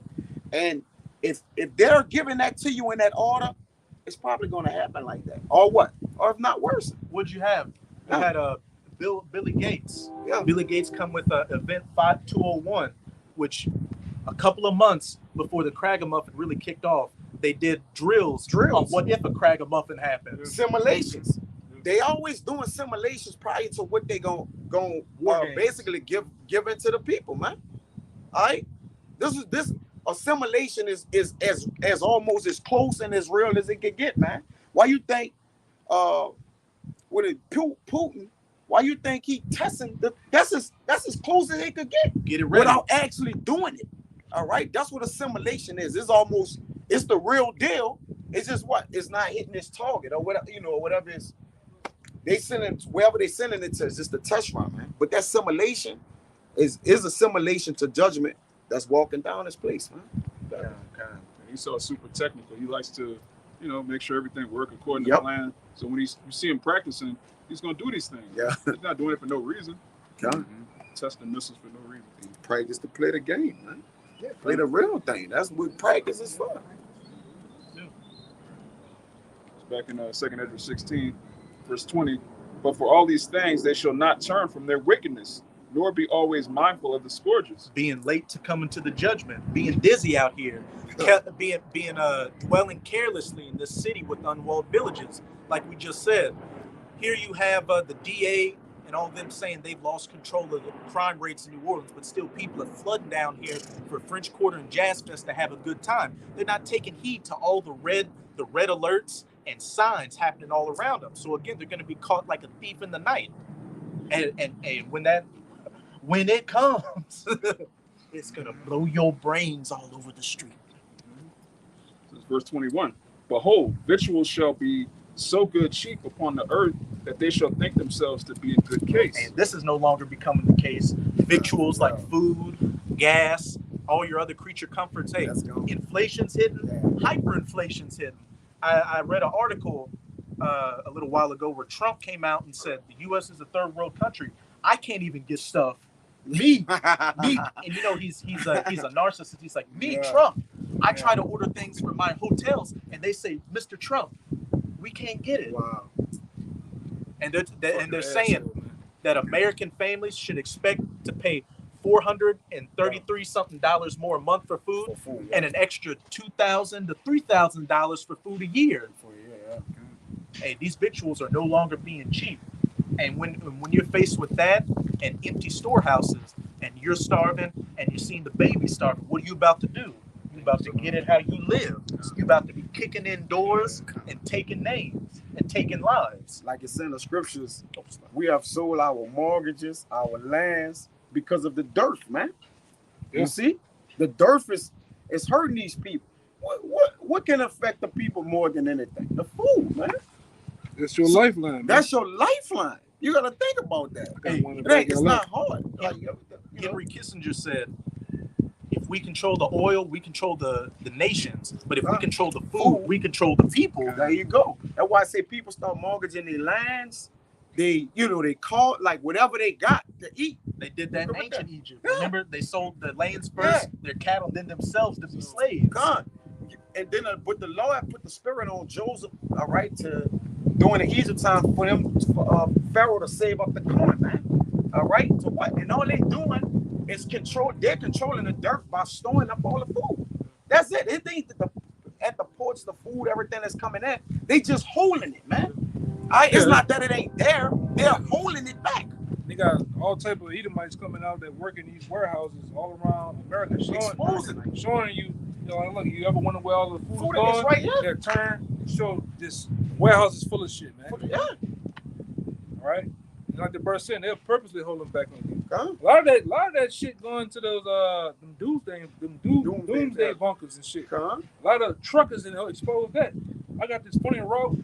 I was asking for the PO and all that. They didn't want to show me. Yeah. Look where we at. They'll show themselves with their trucks ready to load in the docks at the doomsday bunker vault, man. Underground highway. Yeah. Submarines, show everywhere. Yeah. What the fuck you Jakes in Florida doing? Every month they sending equipment to NASA through NASA and they bringing that shit up there to the space station. Yeah. They at least plan on going to the space station up there. And they got more shit up. They got more shit up there that they just show you the space station. They got some other shit up there, man. Luxury space hotels. They got all kind of shit. Elysium. Just like the underwater submarines and hotels and shit. These people got shit, man. You can look these things up. There's a world under the water, man. It's another fucking Edomite. I forgot his name. It was a book I was supposed to purchase. He was an insider with the elite bankers, man, of the Illuminati. And that guy said, man, I went and visited so and so, and he said I was miles and miles underneath America. And he said they got malls, stores, all that shit like that, man. You think nigga think they can go to Gucci on top of the ground? Nigga got Gucci down there, nigga. The Gucci factories down there. Yeah, they at least got all they creature clumpers and luxuries down safely under the ground where you niggas don't even know it, man. Raccoon City showed you that. That's a small glimpse. The hive, man. Yeah. Come on. If I could back up what you just said about these guys going into these places where they got food stored up. Another thing is that the U.S. government has been telling U.S. farmers to destroy their croplands or else they won't get lucrative government subsidies. That they'll cut that off and penalize them for not destroying their own crops and pouring oil onto their fields. And also a lot of these farmers have been told to kill off a lot of cattle too and just let shit rot in the field. Yeah, come on, man. You go look up some of these subs. It's called farming subsidies or some benefit. Yeah, some benefit they get. Tax exemption they get from the government. Yeah, man, you're not gonna throw away. Them dudes get $350,000 a month. That's about 8.6 million in a fucking year's time. More. I'm just throwing numbers out. But you're not these hard times. Yeah, ain't nobody gonna throw away. You giving me a free $350,000? How you think they buying them fucking $500,000 tractors and shit? Yeah. What's wrong with Jake? Them niggas got tractors bigger than this goddamn building, man. Farmers are completely controlled by the government. Yeah. They giving them all their credit, everything that they need to get all their tools, man, to cultivate. So now when they're like, look, shut the cultivation down, the farmers gonna do it. Yeah. Just like over here. And I found this out working with a bunch of farmers where I worked at it in Houston, man. And Jake they don't expose it to Jake, but Jake can get all type of tax exemptions just by having let's say you buy a pickup truck. Pickup truck can be a 1,500 2-ton. All you gotta do is get about 10 chickens and shit. You get all type of rural development taxes and shit. You don't have to pay taxes, or you don't have to pay like you know how we get the thing in our window. Yeah. Yeah, the brake tag or some shit. You get a brake tag in 12 years. No. That's it. That's all only the information only being traded amongst Edomites. That's in-house. Yeah. Yeah. And these Edomites, I'm gonna tell you something too. These Edomites that have these farms and have the insight, they're looking out for each other, man. Of course. Hey, I'm gonna give you this pallet. Don't eat none of this shit because this is getting ready to happen in July. And how the fuck you think this can come? Like me just talked about it. How do you brothers think these Edomites talking about? It's in the government saying in June or July you're gonna really feel the crunch of the food, man. Yeah, because they know you like you say, I don't know what you brother said, but I know y'all said it. All right. Then we not. Same- Just same- said some the of same us- ones. when them- The family gonna yeah. get tight. Yeah, Nah, when you them got fucking, the spirit. you niggas gonna be out. You niggas gonna be in them pools. Yeah. You gonna be running up and down the goddamn street, running after these Hot as a hoes. motherfucker. Yeah, these hoes gonna be on the beach like them. Yeah. All right, and they gonna be slinging nothing but ice cream, and them elites know that. So Yeah. what you do? You hit the fucking stomachs, man. You hit that gas tank. They know you niggas love to ride, man. That's why we brought it out before. That's why they put those little strips on the ground. They know how many people in this particular time of the season drive down these roads, man. And they cutting them off, man. They cutting you niggas. They cutting you off. You get ready for another siege of Masada, man. You just gonna feel it, man. Yeah. Shut off the supplies. Yeah. These double, hey man, these elite bankers, they learn from their foreparents, Alexander the Great, Antiochus, Nero. They're doing the same Yeah, thing. the same shit. They're the same people. Yeah. They're the same people. You control the food, you got the people. And they structure their empire based on their foreparents' empire. That's why in the summer, what they give you niggas? They give you niggas the tail end of basketball. They give you niggas all these Brady circus. Yeah. Festivals and all that shit to keep you fucking blind to what they're really doing. And then when they turn off that well, when they stop that food, it's done. Well, yeah, we're gonna catch a nigga. You gonna catch a nigga getting on his knees? Well, FEMA. FEMA. Nigga running. How the fuck you gonna run? Nigga, the prophets done told you niggas for the last umpteen years, man. I dare one of you niggas to try to run into one of them helicopters. Drop you in the helicopter plane, drop that big ass, what they call it, that payload fucking, yeah. You niggas crazy, man. But it's gonna happen that way. A lot of you just gonna get blown away over some water, man. Blown away over some food, man. The last ifs of Pampers, you niggas gonna get blown away. Second, that's just 15, 19 real quick. Finish. I had the other one too. I had that one for, yeah, I just thought about it. I had that one for, this brother and you was talking. Hold on, let me go to. Finish that one real quick. Just to back up everything you just said. 2nd Ezra 16:21. Behold, victuals shall be so good cheap upon the earth that they shall think themselves to be in good They case. shall think themselves to be in good case. What? Going out on the beach during the summer, having a good time, stunting, all that, all this bullshit these people into, going to festivals. And even then shall evils grow upon the earth, sword, famine, and great confusion. Those scourges for amendment, cutting people down left and right, Carjacking, man. rapes. For many of them that dwell upon the earth shall perish of famine, and the other that escape the hunger shall the sword destroy. Hey, if you're not of that elect number, hey, if you don't starve to death, what the sword's gonna get you? You get caught up in these race wars, the civil wars, martial law, getting sent to a concentration camp and tortured to death. You get drafted to go die in the Middle East, or ultimately those nuclear missiles. Hey, if you don't have that protective hedge of Yahweh by Hashem, Yahweh Shai around you, you ain't making it.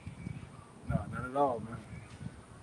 It says, and the dead shall be cast out as dung, and there shall be no man to comfort them. For the earth shall be wasted, and the city shall be cast down. The dead shall be cast out as dung or shit. It'll be so much death, destruction, dead bodies around here. You're not going to give a second thought to it. You become emotionally numb. You're going to step over it and look around. Oh, there's a crate of something. Take that. That's going back to the love of many, waxing cold. People are going to be emotionless animals out here. Psychopath, sociopath, any worse, just animalistic attribute out here. These people are going to be living it. They like that now, though. Con. You just had to Jake when you post here, you go use the EBT, the food stamp card, then steal a BMW, and then run out of gas in it. Man. You're not thinking. People are not thinking, man. Right? We come into a time where you want to, That's bugging. instead of being loud, instead of being out there, want to be the guy that's seen. You got to be the guy that slipped through. Like we had right now, we had a particular place. You should be able to, in that time, you should be able to come through this place and not be seen by nobody, man. Slipping in and slipping out, man. Being quiet, right? Because the guy that's loud and out there, you're gonna make yourself a target. You're gonna be prey, man. All right? You're gonna come into a time where you're gonna be in them bushes, man. You're gonna see some shit go down over there. You're gonna see multiple people get put to death. And you better not move and make a noise, man. Hey, like Frank Lucas, how did he get caught going to the show with that big fur coat on, bringing he was being against loud? that. Woman, he was against it too. He was against that type of shit, man. But he let his woman. Yeah, that's how a lot of you jakes are gonna go out following that behind your woman. Yeah. Big Keisha, niggas gonna get you niggas put to death, man. Big Keisha gonna get a lot of you niggas put to death, man. Cause you following her, she's gonna lead you in the Jacob's trouble. Come on. Yeah, straight down. That man said, all we gotta do is turn ourselves in for bread and water. And shit, goddamn it, I'm hungry. Come on. Ain't you a real holding the baby in the, ain't you a real man? Ain't you a provider? Yeah. What you niggas gonna do, man? All the air gonna come out you. Come on. And next thing you know, you're gonna hear drills, power drills, all right, thumb screws and cattle prongs against your ass, man. And Russian and Chinese. Yeah. A lot of you niggas gonna trust your woman, man. So the trusting Yahweh instead of trusting what you know. Because right now it's like my man Iverson says, right now you're practicing. Right now the conference call, that's practice for the real thing. The real thing is finna come. The real exam, the real test is finna come, man. That's right. All right? That gotta be walked out too. The test gotta be walked out. The practicing is talked out. The test gonna be walked out, man. Yeah, just like when you try out for some of these jobs, they want to have a physical, what they call it? Resume. Like firemen, what they call it? The exam, the physicals. You gotta lift shit. You gotta. Yeah, that's the physical test finna come, and it's gonna. And how about Shem Shai is gonna play on all parts? It's gonna be mental. It's gonna be physical. It's gonna be spiritual. You gonna have to. Lord will make it through, man. That's why the scripture says the righteous shall scarcely make it, meaning the righteous is gonna be sit in the midst of it, and you're gonna see these things go down. The things that we're very talking about. Nigga looking like a damn West African, them few flies on his face, and he going, the ghost left him, man. You'll see people get butchered. Just died, man. How your mental state gonna be? How you gonna be instead of trying to make it, man? Go. This is Revelation 3, verse 10. Because thou hast kept the word of my patience, I will also keep thee from the hour of temptation, which shall come upon all the world to try them that dwell upon the earth. That true test that we're talking about. That true time. Because we all going to be tested, man. In some way, somehow. And ultimately, the ultimate test is what? That mark of the beast, man. That charagma. That charagma is finna hit these streets, man. They put it out there. Cash aside, payless way to go through the stores, man. And you see them niggas in Atlanta that got to open that store. They're down with the beast, man. They got robots delivering food and everything. Yeah. But as I said at the beginning, because thou hast kept the word of my patience, the faith and the patience of the saints, diligently doing whatever you can to stay in the good graces of your power, Yahweh Bahasham, Yahweh Shai, preaching this word, being brotherly, doing all that, gaining as much knowledge, wisdom, and understanding as you can to have that stability in those times to get through that hour of temptation when it comes upon you. We're gonna need that spirit on us to be able to get through these things which have never been seen on the earth before, times that are worse than any other time in history. As it says in Daniel chapter 12, Michael the archangel is gonna have to come and fight on our behalf. Yeah, 3 seconds. Yeah, we'll get the Daniel 12. Let's look at Daniel chapter 12, verse 1. And at that time shall Michael stand up, the great prince, which standeth for the children of thy people. And there shall be a time of trouble, such as never was since there was a nation, even to that same time. And at that time thy people shall be delivered, every one that shall be found written in the book. Keeping that patience of Yahweh Bahasham, Yahweh Shai, at a time like no other, worse than the flood, worse than the Roman captivity, Antiochus, Slave trade, the transatlantic slave trade, World War I, World War II. Any horrific time in history, what we're coming into is going to make them look like a day on Sesame Street. Because the technology's worse. Esau's got the power to kill even more than he did in the Roman Empire. Cheaply kill hundreds of thousands of people cheaply and efficiently. As Sirach 32, verse 24. He that believeth in the Lord take heed to the commandments, is the main point. And he that trusteth in him shall fare never the worse. He that trusteth in him shall fare never the worse. We've been going into the famines that are coming, but what's it saying in Isaiah 65? My servants shall eat and drink, while ye shall thirst and mourn and lament.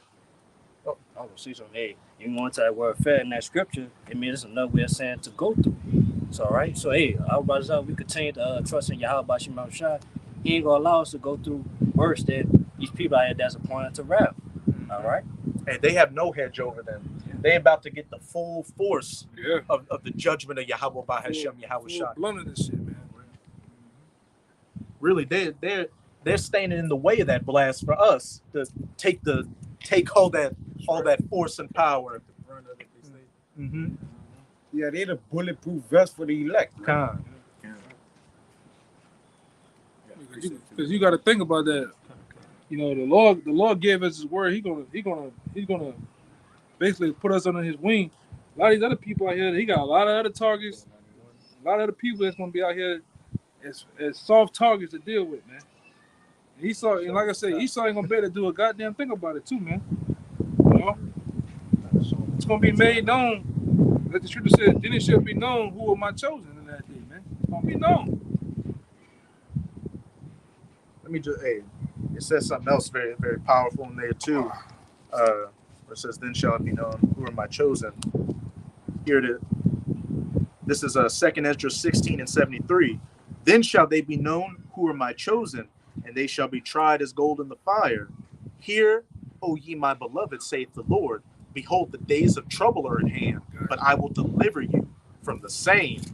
Be ye not afraid, neither doubt, for the Most High is your guide. Yeah, that's the point.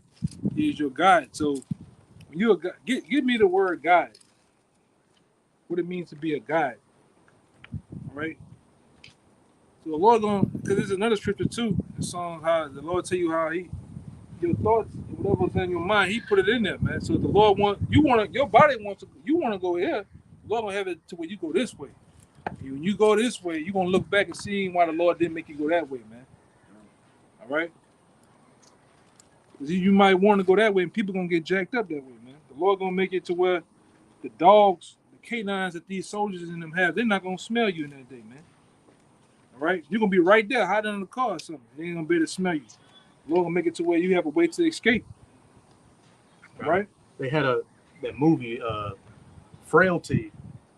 Or when you see in that movie, I don't want to spoil it, but just pretty much. Okay. Pretty much wherever. No, nothing back. Pretty. The movie deals with people who can see the demons in people. They touch them and can see how wicked they are. So the Most High they put them to death. The judge them and say the guy walks into the FBI building because the one guy he's got a judge is in there. He gets the guy and takes him out. But when they go back and look at the footage, whenever you see the guy walking in the building, there's like a blur. You can't see his face. And anybody he walked up to was like, I can't remember his voice, or I had a conversation with him, but I can't remember how he sounded or how he looked. I'm just pulling up blanks. Like that, the protection of Yahweh B'Shem Yahweh Shai. It's like that. You ever seen that movie Columbia? The little girl?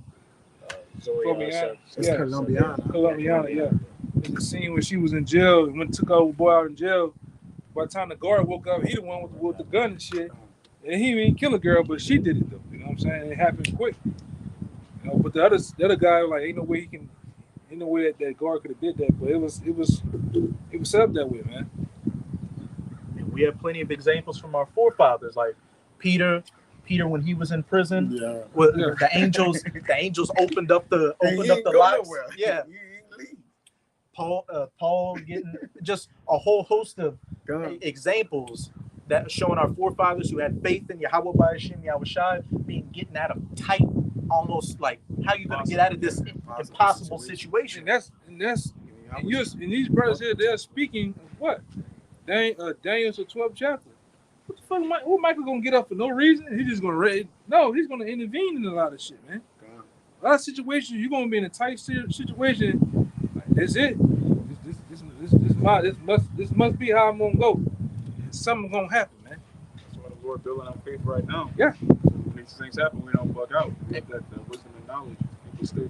And we've seen the Most High has shown us plenty of examples. One thing that I will never forget is when we were down on the lake doing a video, and we were talking about that Isaiah 65:13 about how my servant shall eat, and we brought up that example of was it Elijah or it was Samuel when the birds were bringing him food. Yeah. It was Elijah. We were talking about that example, and right when we brought it up, a crow came with a piece of bread in its mouth and like hopped in front and was looking at us and with the bread in his mouth and then just flew off. Back in the tree while we were doing the lesson, he was sitting there listening. And then the other time we was on the lake, the lake, real spiritual, man. Because even when we went around, remember we went to the wilderness, them chairs were just coming. 7 of them. Yeah. You know? That was the first time I saw a church. Yeah. Oh yeah. And then at the time we was on the lake, you know, that was a chicken bandit, you know. Yeah, and that chariot, we talking and we looked up, the chariot literally came in this realm, slowed down, did a burst of fire and left out of this bitch, man. Get that brother's garment on camera. The chariot was the color of his garment, that emerald green. It looked like a ball of light in a shooting star streak. It came, as the elder brother said, it came, slowed down. We could see with the tail and everything, just and left out of this realm like that, man. You could then see the portal that it went in. And like I said, we seen that with these, man. Like Martin said, with these. We ain't tripping and making nothing up, man. You know, and that's how the Lord, and the Lord, we were talking about Jacob trouble then too. And talking about getting delivered, and the Lord showed us, hey, I'm with that, man. Yeah, I'm with that. And to the world out, to co-workers, friends, family, we sound crazy. We sound fucking crazy. We sound loony to them, man. Man, that nigga talking about UFOs, man. Yeah. Huh? Yeah. We kin to him. Just that boy. That's my cousin, man. What are you talking about? We were growing up. Yeah, we were growing up together. driving spaceships. I got a fucking uncle. I got an uncle. Well, he just went not too long ago. He went to one of my cousins I grew up with. Man, I heard your cousin gone crazy. And my cousin like, man, our cousin ain't crazy. Like, bro, I just dealt with him. Like, he, you know, ain't nothing changed about him. The same conversation we had when we was teenagers and young. It's the same old yucking now. You know, ain't nothing changed, man. Man, but I heard he trying to emphasize. But I heard a nigga crazy. You know, Who cares what you heard? What's the dead man's opinion? and the Lord, he already done talk shit before. The Lord had jacked him up. The Lord, you went downtown LA to nigga and gutted you from here on down. Came down with that bitch, man. Nigga knock your eye out and shit. You still talking shit though, man. Yeah. No, fuck. He basically saying, "Fuck with you." I heard. Yeah, and it's true. Like, Yeah. to him, it's true to him. He won't believe like that. The other nigga, you know, man. That what that nigga name is? Oh, I think he have told you about the dude, the black dude. Danny black nigga, man. Oh yeah. You see him. You see this brother with other men in law. You talking shit. Oh man. yeah. He's Lord gonna fuck you up too, man. Somebody like a family friend. I was with the bros in Bay St. Louis, and we were all out there having a good time. That nigga, man. Go ahead. We were all out there. We weren't doing anything. We were out there having a good time, having some drinks, and this one dude sees me and sees. At first, he seen me and didn't acknowledge me. I had to go up and talk to him, which shows how much of a fake coon nigga he is. But then he had told another family member of mine that he had saw us, and he was like, "Oh, I saw Ra'aya there, and he was with some thugs. Like he was with some thug-looking black guys." Come on, talking man. about the bro. And that brother family never met her. They didn't believe that shit, man. My family member he told it to is like, yeah, I know Ra'aya. I know he ain't get down like that at all. I know he's full of shit. The DB's full of shit. This brother got a uncle, man. This nigga is a pure nigga, man. talking shit. I'm just talking shit. Don't know a fucking thing, man. Ain't get a pastor. Damn, pastor. This shit is crazy, man. The Lord gonna jack you motherfuckers up, man. I'm talking about the friends, the people that's close to the prophet that be doing that shit. The Lord gonna jack you niggas up, man. Well, And like I said, you brothers can't be. They talking shit, man. which we don't give a fuck. It's all good. It's all good, man. You know, we take it. We embrace that. But you're gonna be jacked up. You brothers don't worry about that shit, man. It's not about them. Hey, Yahushua said, Matthew chapter 10, don't think I've come to bring peace but the sword, division, a man against a son against father, mother against daughter, two in the family against all that stuff. Division, especially from your own family members, is one of the things you should expect from the jump. That's a good sign. It means the Lord's dealing with going in the right direction. And the reason he specified family, because that's who probably the close to you that you would adhere to. Going to get, that's where your cares at. So the Lord, like, I'm gonna specify family. You would father against the son, parents, mother against the daughter. Like that's your closest knitted relationships. You know, to something, for most people, right? Unless you don't have no family. Yeah, you respect your pops, you respect your mom, you close to that. But you shouldn't care about what they're talking about when it comes to this word. Man, I heard you out there with some niggas on with some skirts on. What's going on with you? Look, Pops, we're not gonna even go into that. I don't even want to go there with you, man. You know? Man's foe shall be they of his own household. Yeah, man. Hey, but listen to this real quick. This is Psalms 27:10.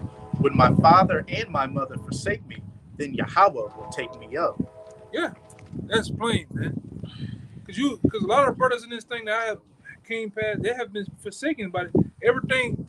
We say it was all good just a week ago. Yeah, A week ago, from prior to coming to this truth, Mama was baking them big ass cakes you like, the mama biscuits, all that shit. When you find this word, you become the black sheep. You get shitted on, man. Person non grata. Yeah, you get persecuted in your own house. Some brothers gotta live with them people. I seen brothers get kicked the fuck out. Oh no, nigga, you gotta go. You talking about my Jesus, and instead of throwing trash bags of the brother shit out, you know what I'm saying? Pop, nah, I ain't seen niggas. Daddy disown you behind the word, but you got a half brother. This nigga gay. This nigga's this nigga flaming. And they love him. And they love that nigga, man. It's cool. They ain't throw him out. They had his graduation. Yeah. For going to hairstylist school. That's what we got to go through for this, man. And I embrace that shit, man. I'd rather go through that. This is a part of the fire. This is a part of that purification part. Uncle talking shit. Your family and friend talk. I'd rather go through that shit any day than to go through that fire that's gonna come from them heavens, man. I got that. Cause that motherfucker, it's not gonna play, man. That's cool. I take that shit. Now, like I say, I embrace it because I've always been the black sheep of my family. Because one thing about where I come from, and these different other brothers come from, niggas can't think. They can't think outside of that 4-block radius of the hood they in. Always coming up in school, I got put out. Hey man, ain't no fucking way we were just in Africa, man. I'm challenging the teacher, man. I think we were something better than that. Get out of here. Right, motherfucker, get out of here. There's no fucking way. We the Michael Jordans of the world. We this, we that. There's no fucking possible way. We just was in Africa, man. This is a bunch of niggas. Nah. Walking around naked. Yeah. No civilization. And I was in the world, but you couldn't tell me that bullshit, man. Hey, I was the same way. Like, I used to go to a Catholic school, and in class, I remember asking, like, how could Jesus be white if he was in the Middle East? Like, questions like that. And these people can't wrestle with those questions. And we ain't know nothing then, man. Your uncle, you present that to your pastor. That nigga on what he told you one time? I'm trying to watch the game. I'm watching the Saints game, then we could talk about God. And when the Saints over with, he ain't want to talk about that shit. No Come on, man. Sitting outside his house. Well, I gotta go pick somebody from the airport, then we could talk about that. Bullshit, man. Bullshit, man. But we the joke. We funny though, man. It's not gonna. I'm gonna see. Like I said, what the scripture say? In the day of thy power, they shall be willing. I want to see. I'm gonna be funny in that day, man. Lord will. I want to see if it's gonna be funny when that my Jesus. When you see the other Jesus, the real Yahweh come back. He's not what you thought he looked like. He's not what you thought this Bible is. Because this Bible, hey, Isaiah the 63rd chapter give you a glimpse of the nature or the mindset of Yahweh, man. that man ain't gonna be playing when he come back. All right. That scripture in Matthew about offending in one. A lot of you gonna taste that offending in one of the little ones, man. Because we're the little ones of Yahweh Shem Shah that you offended. Because first you think about this shit sometimes, like, man, motherfucking hungry, man. That nigga ain't tripping, man. But you got offended, man. Yeah. And the Lord's gonna avenge that shit, man. You playing with this man. You're playing with their emotions. Like, these are the ones he set out for himself, and you're making their life hell for them trying to let you know what salvation is. What do you think's gonna happen to you? And like I said, I didn't have cousins. Nigga, know you don't eat that shit, man. But they'll try to mix some bacon in some shit. They'll hide the shit. They say you eating the omelet. They'll put the omelet. It look like omelet, but niggas got bacon in there and sit back. Yeah. Like, come on, man. Wicked as hell. Yeah. Nigga, do shit like that, man. The Most High's gonna enjoy killing you. Like, he's got that day set down on his calendar. Oh, I'm killing you this day. I'm gonna kill you this way, and I'm gonna record it and have a laugh about it. That's why Ezra said, for the full are full things, and for the empty are empty things, man. These people are empty. And David and Job said, the zeal of thine own house have eaten me up, man. The people right around me, man. All right, for my zeal of my own house, they have eaten me up, man. Yeah. Trying to eat me alive, man. They do the men of the Lord that shit, man. They do us that shit. Yeah, say your enemies is a scripture song. Say your enemies won't eat my flesh, man. Instead of trap. David say that. Yeah. Like my enemies wish the desire to eat my flesh, man. My fat, like Bring out the enemy. precept. You know what I'm saying? Hey, And then I want to say that, one thing too. Because one thing about Jake, you could have been this particular popular person amongst Jake. Why the scripture says in Matthew, the Lord said prophet is not we're holding it. All right, we're holding it. Yeah, but check it out. You could be this type of guy, and then once you come into the word, all your worldly values drop down to not everybody's playing with you or think you the It's P like word, that movie man. Trading Places. Yeah. Dan Aykroyd was a cock of the walk, on top of everything, had best friends, a beautiful fiance, that when his status was taken away and he was at the low, people were just looking at him, you smell, you're disgusting. Call the cops on him. Yeah. That's why we're gonna see the brothers, the men of the Lord, we're gonna see Wisdom of Solomon, the 5th chapter, come into play, man. The whole thing. From the we kind of his life madness and all that shit gonna come into play, man. With our family members. So fuck, we ain't got no friends, man. Only fucking friends is men of the Lord. Brothers. Yeah. We don't got friends, we got brothers. Fuck everybody else. It says in Isaiah 57:1 that the righteous perish, Yeah. and they don't lead to the heart. They don't lead the heart, man. They don't. These people don't consider, like you said, the strangeness of our salvation. Like they're not gonna perish in the end. It's right? funny. It's funny. I remember telling some type of way.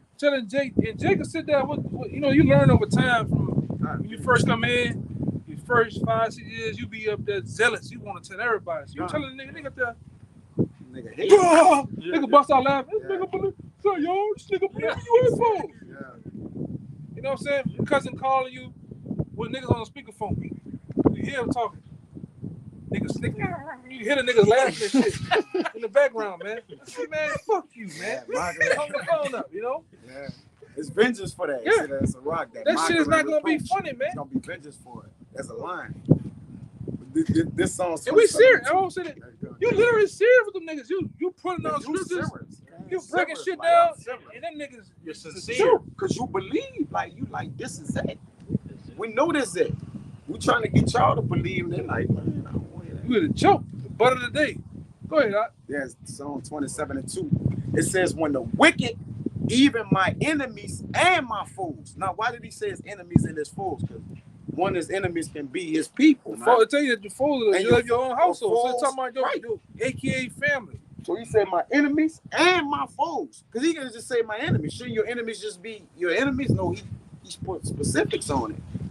He says, when the wicked, even my enemies and my foes, came upon me to eat my flesh, they stumbled and fell, man. All right? Because again, like you said, the Lord got a particular standard set up for each of you men that serve him and camp it.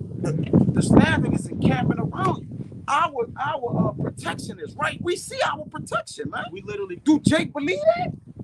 We're actually looking at our protection, man, on cameras. Like he said, I see it with my own eyes, my own 2 eyes. All right, we see that. We are looking at what's going to protect us, man. Yeah. In that day. And I believe that We believe it. I believe that every man in the Lord, like Apostle Tahar said, I believe in every man in the Lord has An angel. appointed to him. Yes, sir. Who knows I how believe many right now. chariots Yeah. are Yes, just sir. hovering above us right now. Yes, sir. Yeah, man. Even on the way home and shit, man. At work. You think you just doing your thing? The angel protecting that nigga that's on them fucking pills, working with you not to run over your ass with the forklift or some shit, man. Or the cars on the interstate while you driving and shit. Yeah, or man. even you. Hey, Driving you to dumped off for little, but the angels. Driving that bitch. The angel that drove the truck for me, bro. I ain't gonna hold you. Man, I woke up, I was like, man, what's going on? You know, it could be a split second. Bro, the angels had to be just sleeping. The angels casually. But that's that's the Lord, like that ain't for you. Like, come on, we need the angels. Although yet none of us have been standing. You know how many decisions I made in my life up until this point that was poor, that I very well know I should have been next to the Father on his right hand. Like, even but the angels like, even now, even like, right man, now, tripping. Man, I could have punched that nigga and killed him. I'm tripping. You know, Right. driving with an asshole, like, man. Yeah, I went berserk. Yeah. You know, like on the interstate. I said, man, I was like, man, I don't know if you had a question. I'm a man of the Lord. But you know, again, the angels is holding our like, I'm holding you down, you know, but we gotta move in wisdom, man. You know, it's hard in this world, bro. This world is tempting, bro. I'm telling you, bro, like we need the angels, or we will fall to the world. Everything a trap. Everything's a trap, because everything a trap. I talk about it all the time. You brothers got to start to think, before I go do this shit, come by me. It's 2-3 in the morning. Oh no, I ain't come by you. Everything is a fucking trap, man. What can happen to me on the way there? For real. What can happen to me when I get there? You gotta walk on the eggshells, man. Fuck that shit, man. You gotta have that. You gotta trust that voice in your head sometimes, man. As they say, you know. If I could say, in that Psalms 34, it says, the angels of the Lord encampeth around them that fear him. Yeah. And it says in Romans chapter 8 that we're going to be joint heirs with Yahushai. And what did Yahushai tell Pontius Pilate? If I wanted to, I could call 1,000 legions of angels. So every man of the Lord may have 1,000 legions of angels protecting him as we speak. Like, that's the power that's behind us. Yeah, I got you some real quick. Okay. This Psalm 66. Yeah, man, come on, man. The Lord holding us down, man. This Psalm 66 and 10. Well, 8. I'm going to start at. Oh, bless our power, ye people, and make the voice of his praise to be heard, which holdeth our soul in life, and suffering not our feet to be moved. Good. That's the same thing you said. They did not eat our flesh, man. They don't eat our flesh. Because you best believe if you've been in this thing and if you've been paying attention, there's a lot of motherfuckers that want to eat your flesh, man. They got people behind that screen right now, live, crackers, whatever that tune in. Ready. They know where we at. Yeah. They're ready to pull up on us, man. Yeah. If they had it their way, if they had their own way, you know, they'll take to the roof. I remember one of my fucking used snipers out. Yeah. But the Lord make them niggas change their minds and shit. Man, fuck it, I ain't worried about them, man. You know?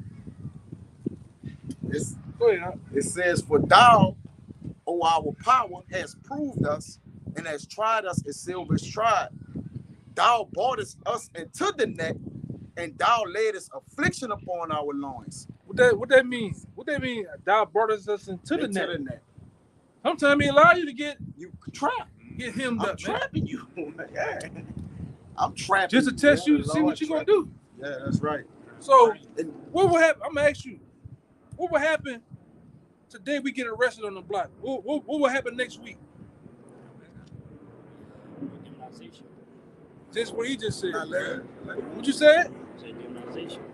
Yeah, but I wanted you to say what he said. Yeah, coming back the fuck out. Yeah. That's that with the X5, X10. Yeah, they beat us. And coming back out, man. Yeah, after they whipped the piss out of us, we gonna be Yeah, church we in time. Edomite Park right now. This is a gang of them Edomites gang up on us, man. Yeah. I come in and fuck y'all. You know, it is what it is, man. So as they say, it's a free country. Yeah, man. Right. It says, "Thou boarded us into the net. Thou laidest affliction upon our loins." You made it. You got us to get caught up in that net, and you brought that pressure on us too. Yeah, whatever happened to us. Pressure, yeah. You know. What they say in Revelation 2 verse 10, if the devil shall cast some of you in prison, that ye shall be tried. You're gonna be tried. But if he caught in that net. It says, "Thou hast caused men to ride over our heads." What that mean, man? Come on, man. He said, "We went through fire and through water." Come on now. But thou boarded us out into a wealthy place.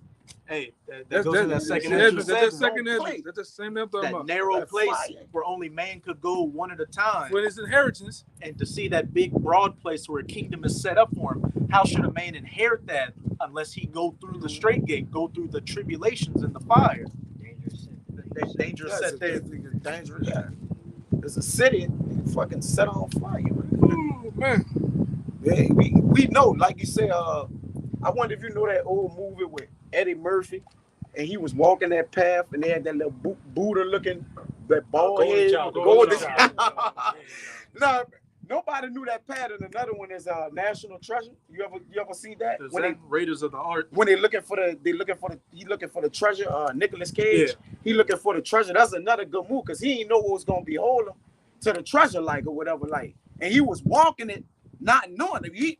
Nobody had actually found that treasure, man. Or the map. It was on the back of the American Declaration of Independence. It was on the back of the Declaration of Independence, but they had to steal it. You know, that's in the museum. Artifacts, but it was the journey that he took, which was, what it was about, man. The journey, our journeys to the Lord is everything, man. That's why he put us in it, man.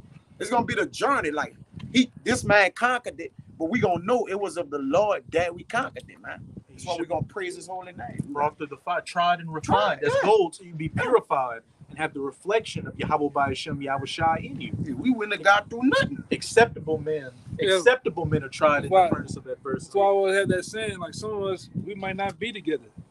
You might have to get the Jacob's trouble on your own. Not to say that, my Ak got me through it, but Yahweh Shai got me through it. Right. He helped me. And we're gonna need that help, man. This devil coming with some shit. All right? He got some toys out here, man. He's ready to abuse many people with, man. What you got? You got something? Wisdom of Solomon 3:3.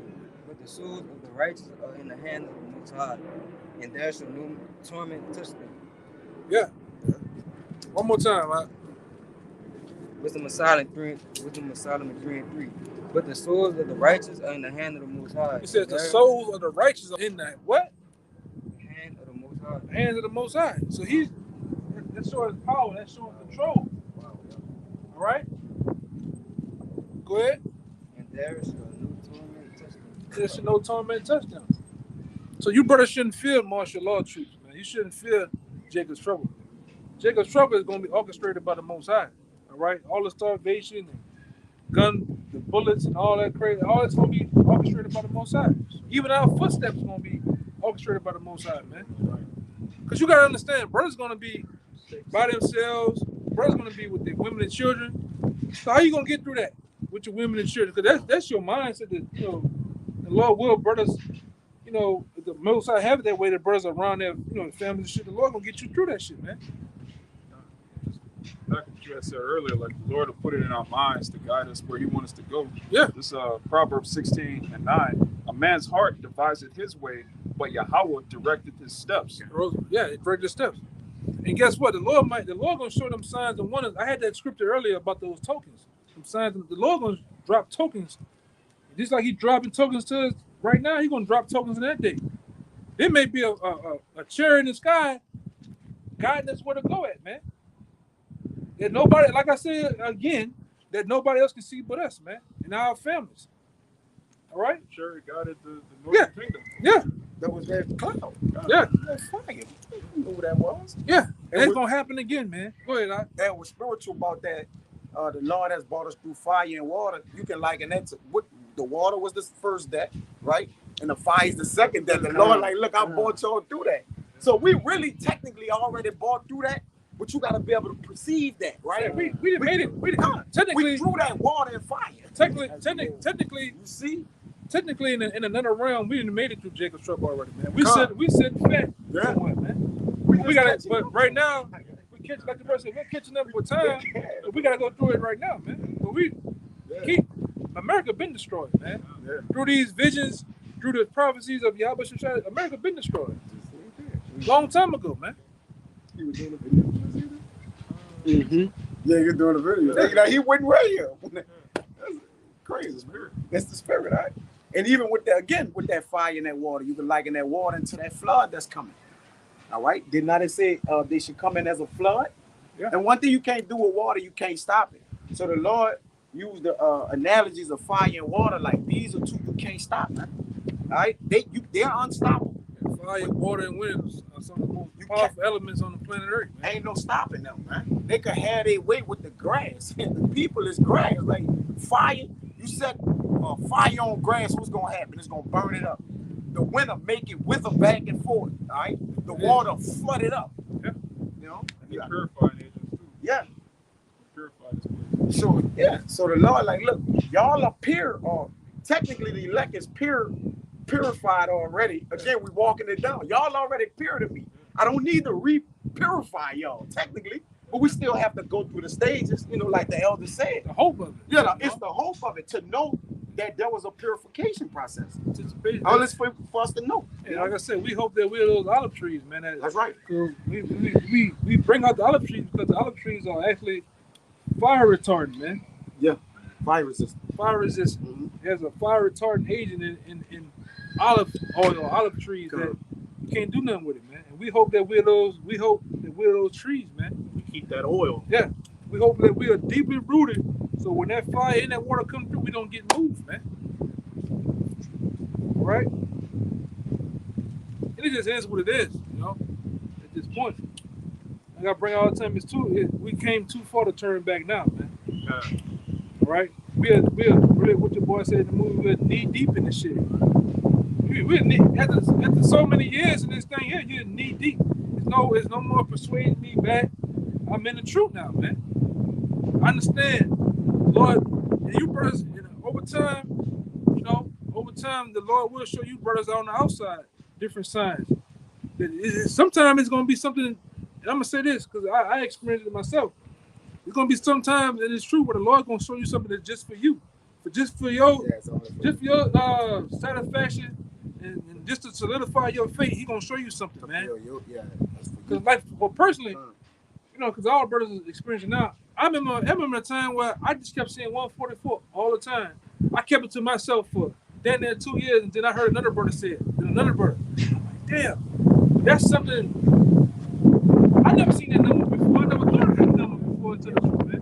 But there's gonna be times when the Lord is gonna show you driving somewhere. The Lord gonna show you a chariot. The Lord may even play with you with an angel, man. You know. Somebody come up to you, you gonna see it, you gonna feel it. There's something special about this. Like, it's an angel, man. That's scripture. You mentioned about olive tree, right? Yeah. It's Psalm 52:8. It says, "But I am like a green olive tree in the house of our power. I trust in the mercy of our power forever and ever. I will praise thee forever because thou hast done it, and I will wait on thy name, for it is good before thy saints, man." We wait on the Lord, man. Yeah. We can talk all day, but we gotta wait. This ain't on our own program, man. Go ahead, you got it. Start at verse 4. You brought that water up? Start kind of it's in the car. Start at verse 4. Start at verse 4. All right, Sirach 2 and verse 4. Whosoever is brought upon thee, take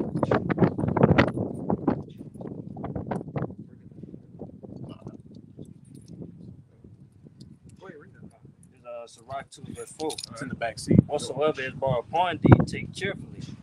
and be patient when thou art changed to a lower state. As the elder brother just said, some things we're just gonna have to go through and deal with it, because that's our trying. That's again the faith and the patience of the saints. It being brought into that net, going through the rough ways, as it's about to go into. This is our trying process to refine us, to make us purified. Keep all this delicate ones. What he said, my The rough delicate ways. ones have been through rough ways, man. It's counted already. Our rough way is counted already, man. It's just we gotta just walk it down, man. Okay, keep going. For gold is tried in the fire, and acceptable men in the furnace of adversity. For gold is tried in the fire, and acceptable men in the furnace of adversity. They got some cold ones in there. They got cold ones in there. In the bag. In the back seat, in the two bags. Yeah, on the driver's passenger side, on the backseat driver's side. But yeah, for gold is tried in the fire, and acceptable men in the furnace of adversity. And what's it saying, Zechariah 13? And that third part will be brought through the fire, like gold, and being refined. Because when gold and silver, when you see in that refining process, all the imperfections are taken out. It's so clear and like glass that you can see your reflection in it. Keep going. Kind of. Believe in him, and he will help thee. Order thy way aright, and trust in him. Believe in him, and he will help thee. Order thy way aright, and trust in him.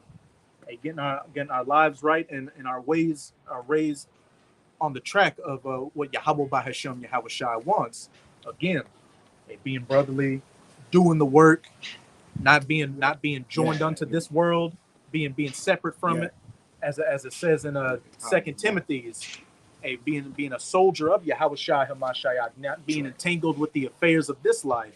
Because as this brother always says, and like he just said, this world is strong, and if you get off your watch for just a second, any little thing can before you know it, you're back in the world. You're back in the world, bugged out, worse than you were before. 7 times worse. 7 more just means a complete number of demons, and that could be legions of demons on you, bugging you out. We've seen it. We've seen women, the job, anything. Having an evil eye towards your brother. And especially now, as we get closer and closer to the end, you got to stand that much more on your watch and be that much more circumspect, so you don't lose your crown. Keep going out. The bar. Keep going. Wow.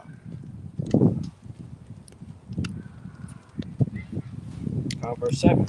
He that fear the Lord, wait for his mercy, and go not aside lest he fall. Go not aside lest ye fall. Hey, in the video we did yesterday, broad is the way that leadeth to destruction.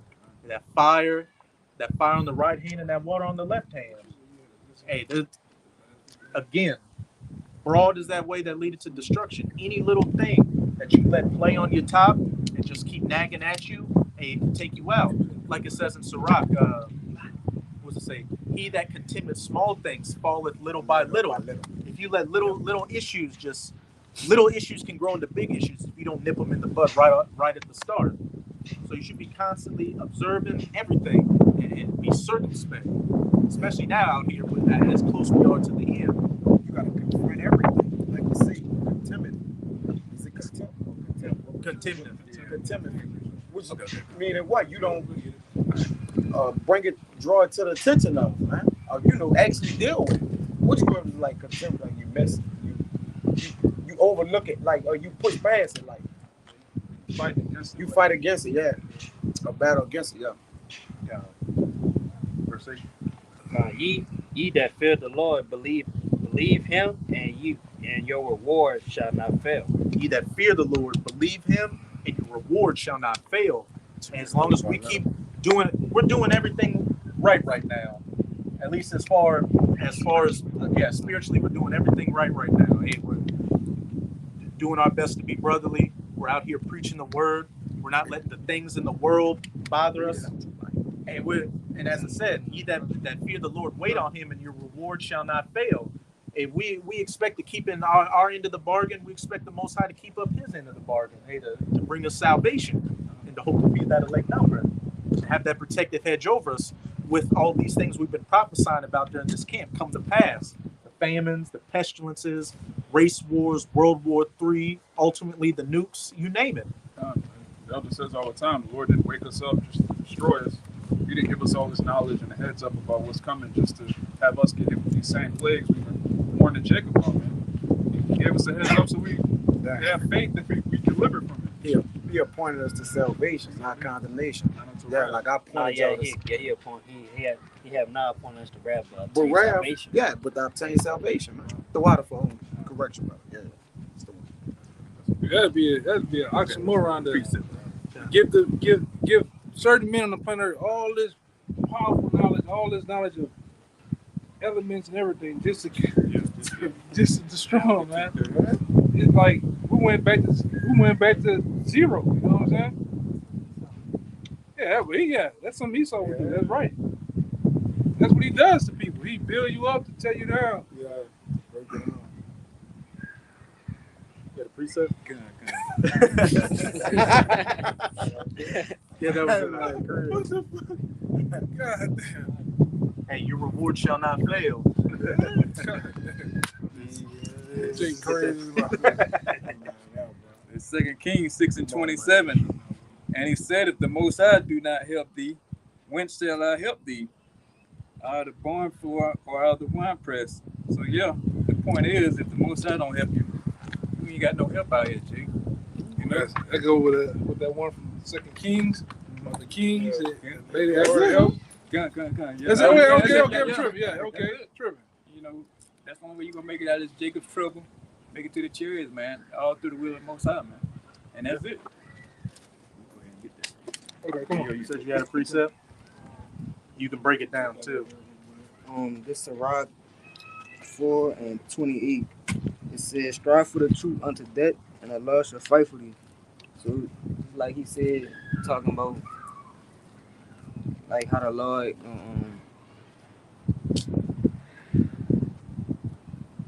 Read it again. Just take your time. Read it again. strive for the truth unto death, and Allah shall fight for thee. So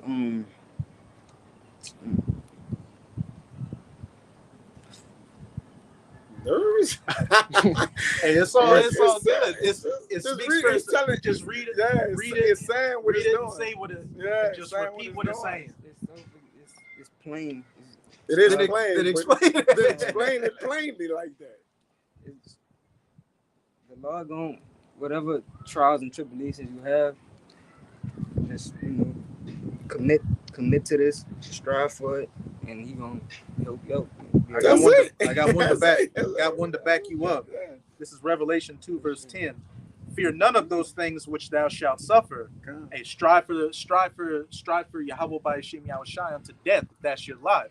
Anything coming your way, and as we've been going into a lot of things have been coming our way, and a lot of things are going to come our way. I was gonna say, like I always say, either you die for the Lord or you die by the Lord. Simple. Yeah, that's the point. That's a good point. Just like I read for you last night, our heart is fixed serving the Lord. We already fixed up. Well, again, this got to be your mindset, but you got to pray that the Lord keep your mind fixed, because we ain't just fixed on the Lord because we just woke up and decided to be. It ain't work like that. We got to pray that the Lord continue to have called. Yeah, we was called. Our heart, right now, we called. We all called. Ain't nobody been chosen Until you in that beam, until you going up in the chariot, and then you know you're chosen. That's it. So, but it says our heart, his heart established. All right, meaning what? You could get that in Corinthians where it say that your heart be grounded and settled. And y'all know what I'm talking about? It's in Corinthians. It say that you be grounded and settled in the Lord, man. All right, and the only way the things that ground you is when you what? You doing the work. You having charity. Rooted. It say rooted and grounded in the Lord. Salaki. I think it should be incorrect. Colossians. Yeah. Colossians. Yeah. You read it. Read it now. Colossians. Yeah, my bad. I say Corinthians, Colossians. Yeah. Like you say, rooted. Because again, the Lord, in order to be an olive tree, that tree had to start from a seed. And that seed had to grow into what? A tree. You don't just, them trees you see, it just wasn't like that. It was rooted in the ground, and what? It sprung up What do Yahweh from a say seed. about the mustard seed? It's the smallest among the herbs, Yeah. but when it grows, it's the most bountiful, It's the most plentiful. Yeah. And this is like us in this truth. We started off as that little As a seed, seed. but as we cultivated it with the water, Yeah. and what's that water? The word. The word. It grew and nourished and is blossoming, and we're now just waiting for the fruits that we can pick off the tree to enjoy them. The fruits of the kingdom. This Job 8:11. Can the rush grow up without the mire? Can the flag grow without the water? No. It says, can the rush grow up without the mire, which is the ground? All right. What the dirt of the soil. So like you want to be in the good soil. Yeah. And can the flag grow without the water? Can the seed grow without the water? First of all, it got to be in the right soil.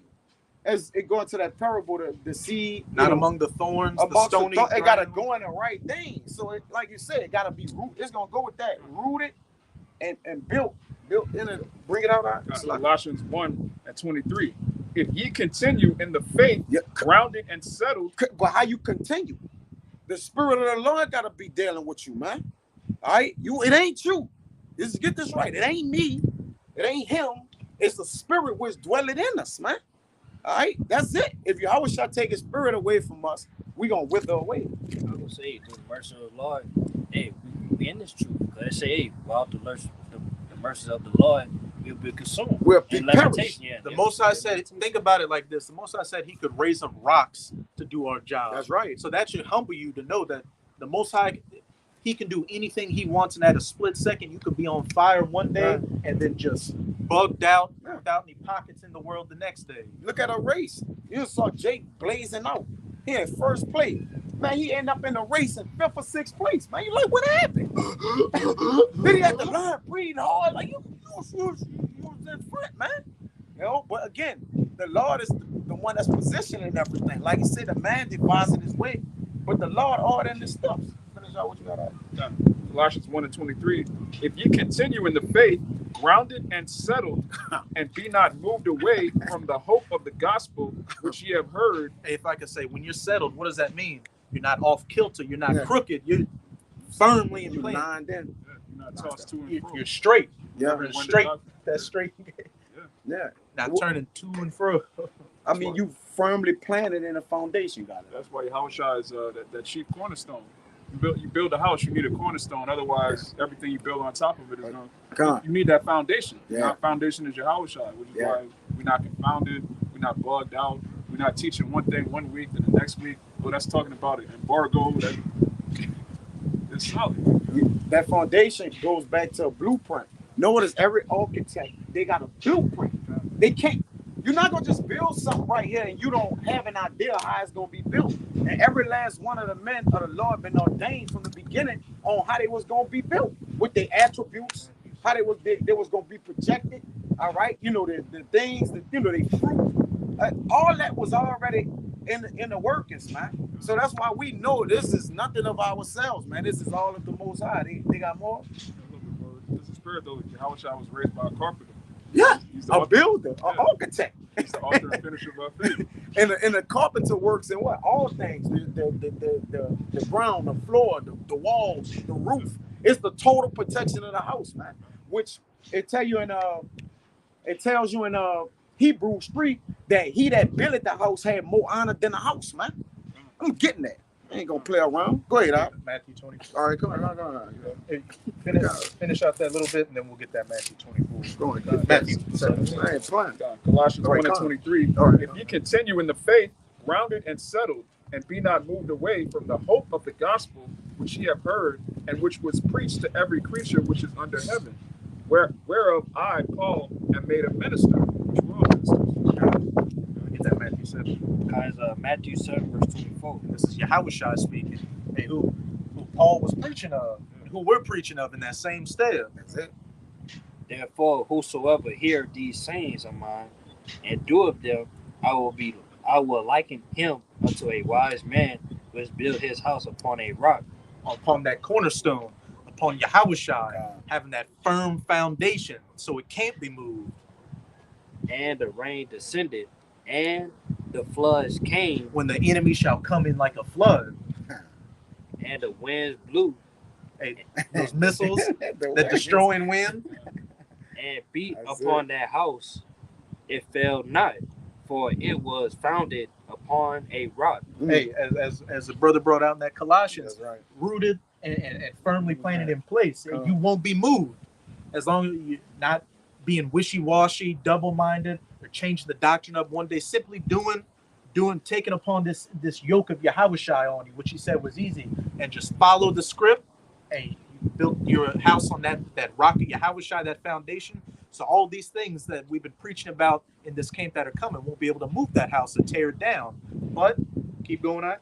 And every one that hear of these sayings of mine and doing them not shall be likened unto a foolish man which builded his house upon the sand. Keep going. And the rain descended, and the floods came, and the winds blew, and beat upon that house, and it fell, and great was the fall of it. And when America gets hit with these nukes, what's it going to be?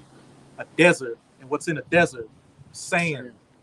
You built your house upon something that's going to be destroyed. That's right. You weren't seeking a continuing city. You wanted to be taken by the cares and the affairs of this world. And when that destroying wind comes, that rain and that flood, that house is going to go down, and it's going to be a game over for you. Yeah, America has no gates.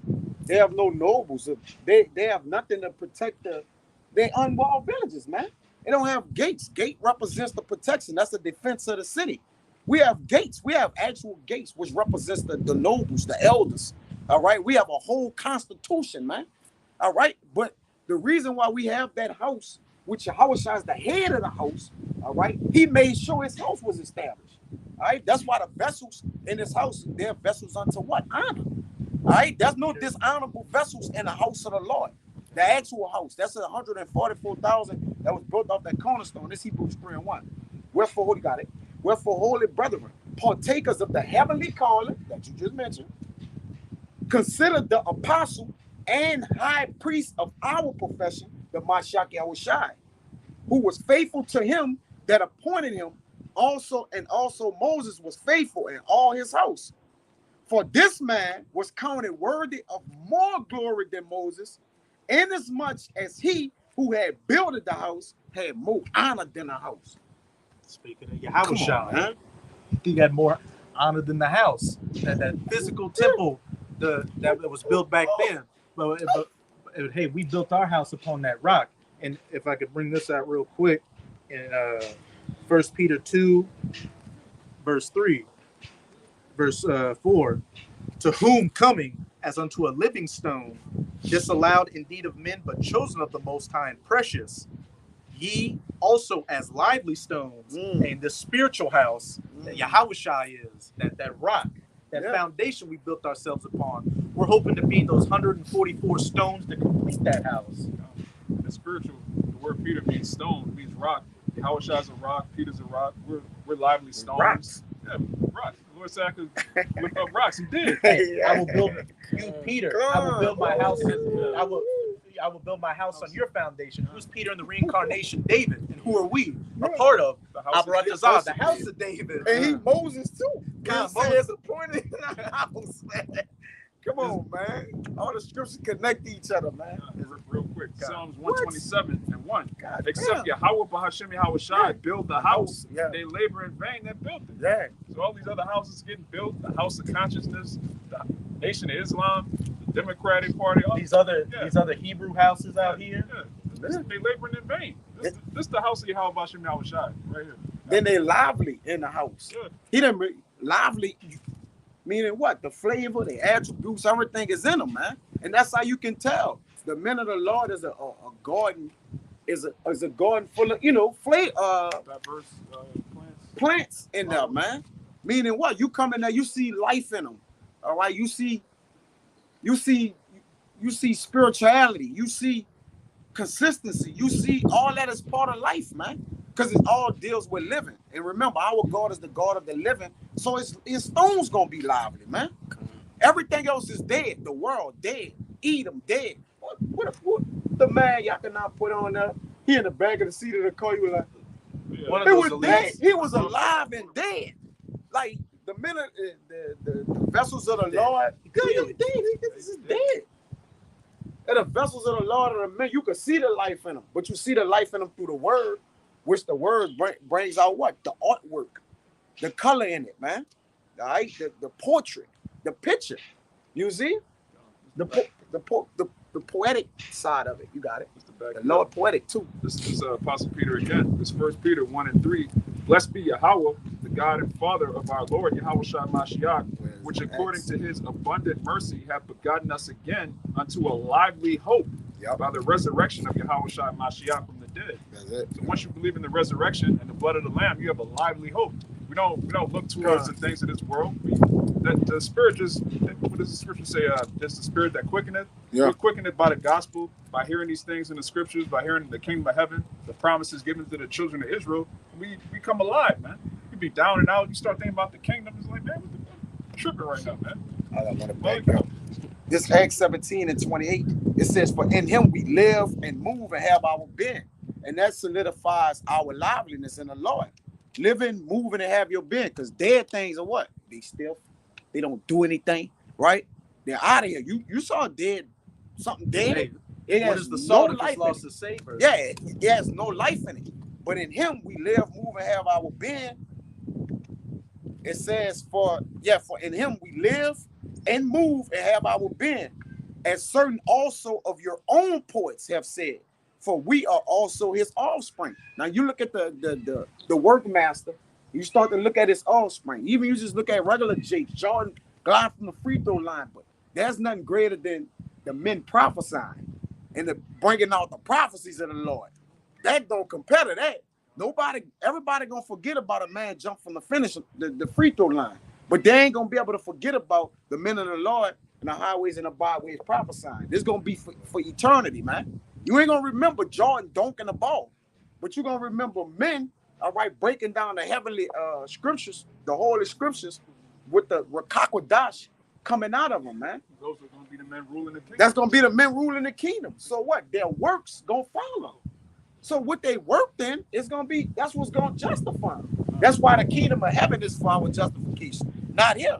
That's why we don't sort after. It says, and then you got it.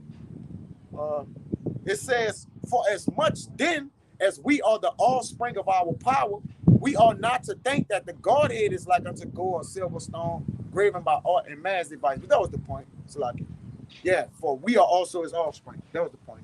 You have one? Got it. Yeah, back you up. Come. It's Sirach 10 verse 22. Rather he be rich, noble, or poor, their glory is the fear of the Lord. And whether he be rich, noble, or poor, their glory is the fear of the Lord. And what is the fear of the beginning of wisdom? The fear of the Lord. And as we brought out in that Sirach 2, ye that fear the Lord, wait on him, and your reward shall not fail.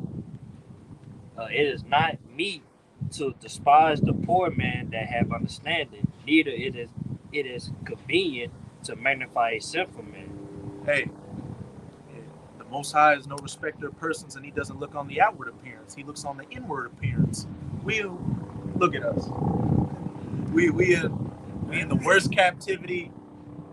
We in the worst captivity, doing the dirtiest job, looked at as the lowest of the low. But we know what's going to happen, and we know what's to come. And by us prophesying these words, as it says in Matthew 24 verse 14, and this gospel of the kingdom shall be preached in all the world for a witness unto all nations, and then shall the end come.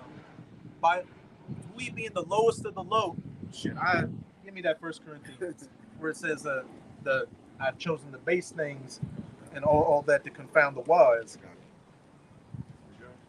Yeah, I got it. But I got it. you got it. Yeah. But as I was saying, hey, we're looked at as the lowest of the low in society. People don't, as it says in that Wisdom of Solomon 5, we fools who count it as life madness. They think our lives madness, and that everything we're saying is not going to come to pass. But hey, we're preaching the word and bringing down the end of this society, not with guns or bullets or gimmicks, simply by the Godhead. Yahweh by Hashem Yahweh Shai. Yeah, I got it. Get that Corinthians real quick. You got one? I got one more verse. Great men and judges and potentates shall be honored, yet is there none of them greater than he that feareth the Lord? Speaks for itself. You break it down. Say, yeah, God. Say, like bro, I was going to, he got the Michael Jordans in the world, got the NBA young boys, like my brothers always bring out Louisiana. But hey, ain't none of them gonna be greater than the man of the Lord. All right, in that day. All right. And as you just brought out in it says, hey, don't despise that poor man that has wisdom, because as it's about to say, these poor men are doing what? Yeah. Confounding the wise. The things that are looked at as naught are bringing to naught the things that are. Yeah, they despise the poor man and Proverbs that delivered the city. Yeah. What's the city? All right, the city is Israel, the Israelites, man. The same poor man is the man who delivered the city. But though yet no man counted Counted his the poor labors. man, yeah, counted his labors. All right, I paraphrase it, but y'all know what I'm talking about, the Proverbs, right? Yeah, yeah. He delivered the city, man. Another one in Those are Ecclesiastes. Ecclesiastes. Ecclesiastes. That's the one. It's Ecclesiastes, not Proverbs. Throughout. But this 1 Corinthians 1 and 27. It says, but God had chosen the foolish. 25. All right, kind of start 25. It says, because the foolishness of our Yahweh is wiser than men, and the weakness of Yahweh is stronger than men. And we know that the Most High is all power, and there's nothing weak or foolish about him. That's the Most High making a joke, because there's nothing foolish or weak about him. Yeah. But hypothetically, let's say the lowest thing of the Most High is still greater than anything in existence. Yeah. The strongest man you can find. For ye see your calling, brethren, how that not many wise men after the flesh, not many mighty, not many noble are called. Hey, these philosophers, these great thinkers, Michael Jordan, LeBron James, any of these rappers out here, these presidents, these prime ministers, anybody that's looked at to have the greatest power and the greatest prestige in society, the Most High didn't call after them. As we brought out in that lesson yesterday, the Most High despises the things of this world that men hold in high esteem. But the things that this world doesn't high and hold esteem, that's what the Most High is pleased with, and where He dwells at. And how we know they're not called? Because they're not doing this. It's simple. At least even if you called and not chosen, you're gonna at least be doing this. Look at right? And this, let's say the scripture. This is what the scripture says. You shall know a tree by its fruits. You're gonna know. The way is declared. The fruit declared the tree, man. It says, but Yahweh had chosen the foolish things of the world to confound the wise. A bunch of niggers, spicks, tontos. They don't have a job. They don't have women. Yeah. You're the lowest. You're a joke in society. But they're doing what? Confounding the wise. Professors come up here. They get cut. Scholars, biblical scholars. Yep. Anybody gets cut. As far as I know, this truth is 144-0. And even these elites out here, they can't do anything to stop the word. Any plan they try to do to stop it, what does it do? It only builds it up more, magnifies it. Same thing with these people that come up against us and try to get a victory, like the vocabs and David Lenz. They have to chop the video up and upload it to their page, and a person will go, "Wait a minute, He's saying that? Yeah, the video just skipped like 10 minutes. Why has he got a different shirt on? Yeah. In this next scene? Let me go find the other page. Yeah, See you know, what's the another thing. position. His hair's grown out. His hair growing. He in winter clothes in one page, and then he's in a t-shirt the next. Yeah, they mangling video. Yeah. So when you do that, the people that are of the elect that watch your video, that just makes them go look for the source. Yeah. So you can do nothing against the truth before the truth. Lame. And Yahweh had chosen the weak things of the world to confound things which are mighty. Jacob, thy worm. And as we always go into, a worm is the most defenseless thing out here. All it can do is crawl and hide. But these worms have Yahweh by Hashem, Yahweh Shai behind them. Even Paul said that his bodily presence is contemptible. But his words was mighty. Right? He looked weak though. You look about Paul looked weak, man. Yeah. He said it. He put it like I was a weak looking man, but his words was weighty and powerful, man. What does it say about Yahweh The Shai? Lord word. He wasn't comely to look on. Yahweh Shai. He wasn't we'll finish that with this. What does it say about Yahweh Shai? He wasn't comely to look on. He wasn't. He Yeah. wasn't one we What you expected. looking for? Yep. Especially when he came in on that donkey or that ass. Everybody like, what y'all thought him to come in? You thought he gonna come in roads on a big Giant elephant, chariot. In a chariot, big made of chariot? gold. Like, what y'all were looking for? They looking for him to come in a damn on a Clydesdale or some shit, Yeah. man. Something royal, but he came low. Yeah. Which lets you know he was meek. And that wasn't his time to It come wasn't out. his time, yeah. What it says in Isaiah 63 that he's gonna come back in read it the first 63 and 1. Not meek as a man. That's when he come in his glory. 63 and 1. When he coming in traveling in his glory? Yeah. Yeah. That's gonna be the time for him to shine. Come. That's gonna be the time for him to really show you what it, and they tell you he's gonna come looking glorious and then something gonna change. But you don't have to get the whole thing, just get one. Isaiah chapter 63, verse 1. Who is this that cometh from Edom with dyed garments from Bosra? This that is glorious in his apparel, Glory come. Mighty to save. traveling in the greatness of his strength. Yeah. I Don't get that. That's not. Yeah. Don't get that. Yeah. He went from coming on a donkey to standing on top of a chariot, man. That every In eye that shall see order. him. In that order. No, he came in as a donkey when he came in, low and meek as a man. But then he said, I would not meet you as a man. I'm coming standing on top of the chariot, man, going back to second Ezra. That's from a lamb to a lion. That's from a lamb to a lion. Which the bad is going Come on, man. Yeah. This that is glorious Yeah, in his man. apparel, traveling in the greatness of his strength. Huh. I that speak in righteousness, mighty to save. In his excellency. Yeah, that donkey went from physical donkey to a mountain, man. A chariot. Yeah. That's the true power, you know. That's how bad Yahweh Shai is gonna come back. Because to tell you the scriptures too, the lions come out of his thicket, man. He coming back to wage war to get down. And then a damn thing you Edomites can do about it, man. That's why I said the hell with your jets and your Scud missiles and shit. You ain't gonna be able to do nothing, man. Look, how's I gonna play with you like little toys, man? And he ain't gonna, like the scripture said in 2 Ezra 13, man. He's not gonna even Touch it. He didn't lift up finger. He said you were looking. Kill him. Yeah, man. Them. Millions. Give me millions right now. Yeah. Get them millions. That's a man. And as a Three saint, looks and billions. you just had those in where was it at where he was riding on the colt? It was in Jerusalem, right? Cool. Yeah. Wait. We'll have to look it up. Yeah, well, the people that were in that city. Let's just look it up. Yeah, I'm gonna look it up. I'm gonna look it up.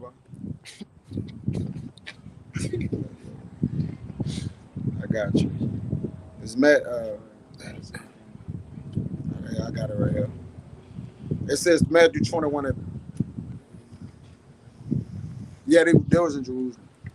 And only those There's Jerusalem. only those in Jerusalem saw him riding on that donkey. But was it saying Revelation 1 verse 7? Every eye shall see him when he returns this time. Yeah, That's the grand entry. Jerusalem was him. That shit.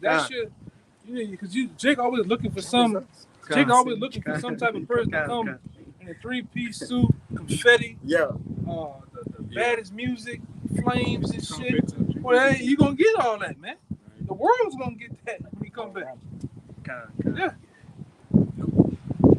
Yeah, you gonna really hear that Stone Cold. You gonna get that, man. You gonna get that. Michael Buffett, Yeah. Yeah. And that's even Real quick. You know, that was IERC. They just did that for their most important. Man. That's what they look for, though. there was a grand entrance. Yeah. Gotta be some Bullshit, type of. man. But Come on, man. even in Jerusalem, we saw him on the ass. Jerusalem is a what? people before supply. So we gonna see him in the chariot. The same, we Jerusalem. We're gonna. It's be about up there us beating. seeing them. It's more about us seeing our maker than the other day. That's their demise. That's our savior. So it's more about us seeing them because we seen them. We was in Jerusalem. We was a people. We saw him at his low. We gonna see him at his highest. That man. goes into We two. first two. It goes into two. See, when you nations, you Edomites and you other nations, when you see the chariots and you see shit, you say, oh, it's a demon. Yeah. It's a demon to the wicked, though. Yeah. You damn right it's a demon. To you. Yeah. But when we see the other side of the, we see salvation. We see the other side of the chariot, man. The significance of the chariot. Damn, you eat, man. You Edomites, boy. You just wait. Just wait. Y'all ain't seen shit yet, man. Yeah. Yeah. 28. It says, and the base things, back in 1 Corinthians 1:28, and the base things of the world and the things which are despised had Yahweh chosen, yea, and things which are not, to bring to naught things that are. Hey, the base things and the despised things of the world have the most high chosen, and the things which are not. We look like a finished people to the average eye, God. but we're bringing about bringing to naught the things that are, bringing down Esau, Edom's whole power structure simply by preaching the words of Yahweh by Hashem, Yahweh Shai. And that is even spiritual too, because the Lord took us at our lowest. When we saw him as a coat on his lowest, he bringing us from our lowest, our statue went all the way down to our lowest, so we can expeditiously get to our greatest, like he did. We shall even It's all spiritual and coincides together, man. That devil, Expeditiously. that devil, so-called Rabbi Finkelstein said it. We are the real comeback kids that there ever was. That's man. right. That's right. We the real comeback. You ain't seen shit, man. You ain't seen somebody just come back from their lowest. It's like having a heavyweight champ. He gets knocked out. Everybody shits on him. Everybody looks, oh, he ain't shit. And that guy comes back to gets the undisputed belt, all the belts there ever was, man. That's what Israel finna do, man. Through Yahweh Shai. All right? You about to say? Yeah, the perfection of coming back is it don't take long. Like we was down feel like a long while, but the comeback was quick. It says in Wisdom of Solomon 4, he that was perfected in a short time fulfilled a long time. What that He is? was perfected in a short time. Our perfection gonna come within the hour. Within the hour, which is the short time. And our glory is gonna be Forever. 1,000 years. Forever We're gonna long. put heaven for 1,000 years. It's gonna be forever and ever, There man. you go. And some. There you go. Yep. It's gonna be a good feeling to never die, man. What? You know? Great feeling. Yeah. To never be wicked again. Yeah, not to be wicked anymore, man. To watch your nation, the same people that you love, the Latinos, Native Americans, so-called Negroes, prosper, and not see them on crack and down and wicked anymore, man. That's gonna be a great thing. That's gonna be that miracle that's gonna be answered to. Mm-hmm. It says in Isaiah 60, violence shall no more be heard in thy lands, and all tears and crying shall be wiped away. Peace for eternity. And hey, that's what we're diligently waiting on, that the faith and the patience of the saints, and we know it's coming. Right. Hey, so with that, we hope you sincere Akim and Aqua were edified by another live camp. And again, as always, we're going to give all praises, glory, and infinite honors to Yahweh, Yahweh Shai, double honors to the apostles and elders of Great Millstone who rule and teach well, and peace and salutations to you sincere Akim out there, pushing this word of truth and sincerity to the four corners of the globe. May you brothers endure until the end. Ababa ball, Ababa ball, Ababa ball, Ababa ball, Ababa ball, Ababa ball. Kwam Yasharala, Kwam Yasharala. Shalom. Shalom.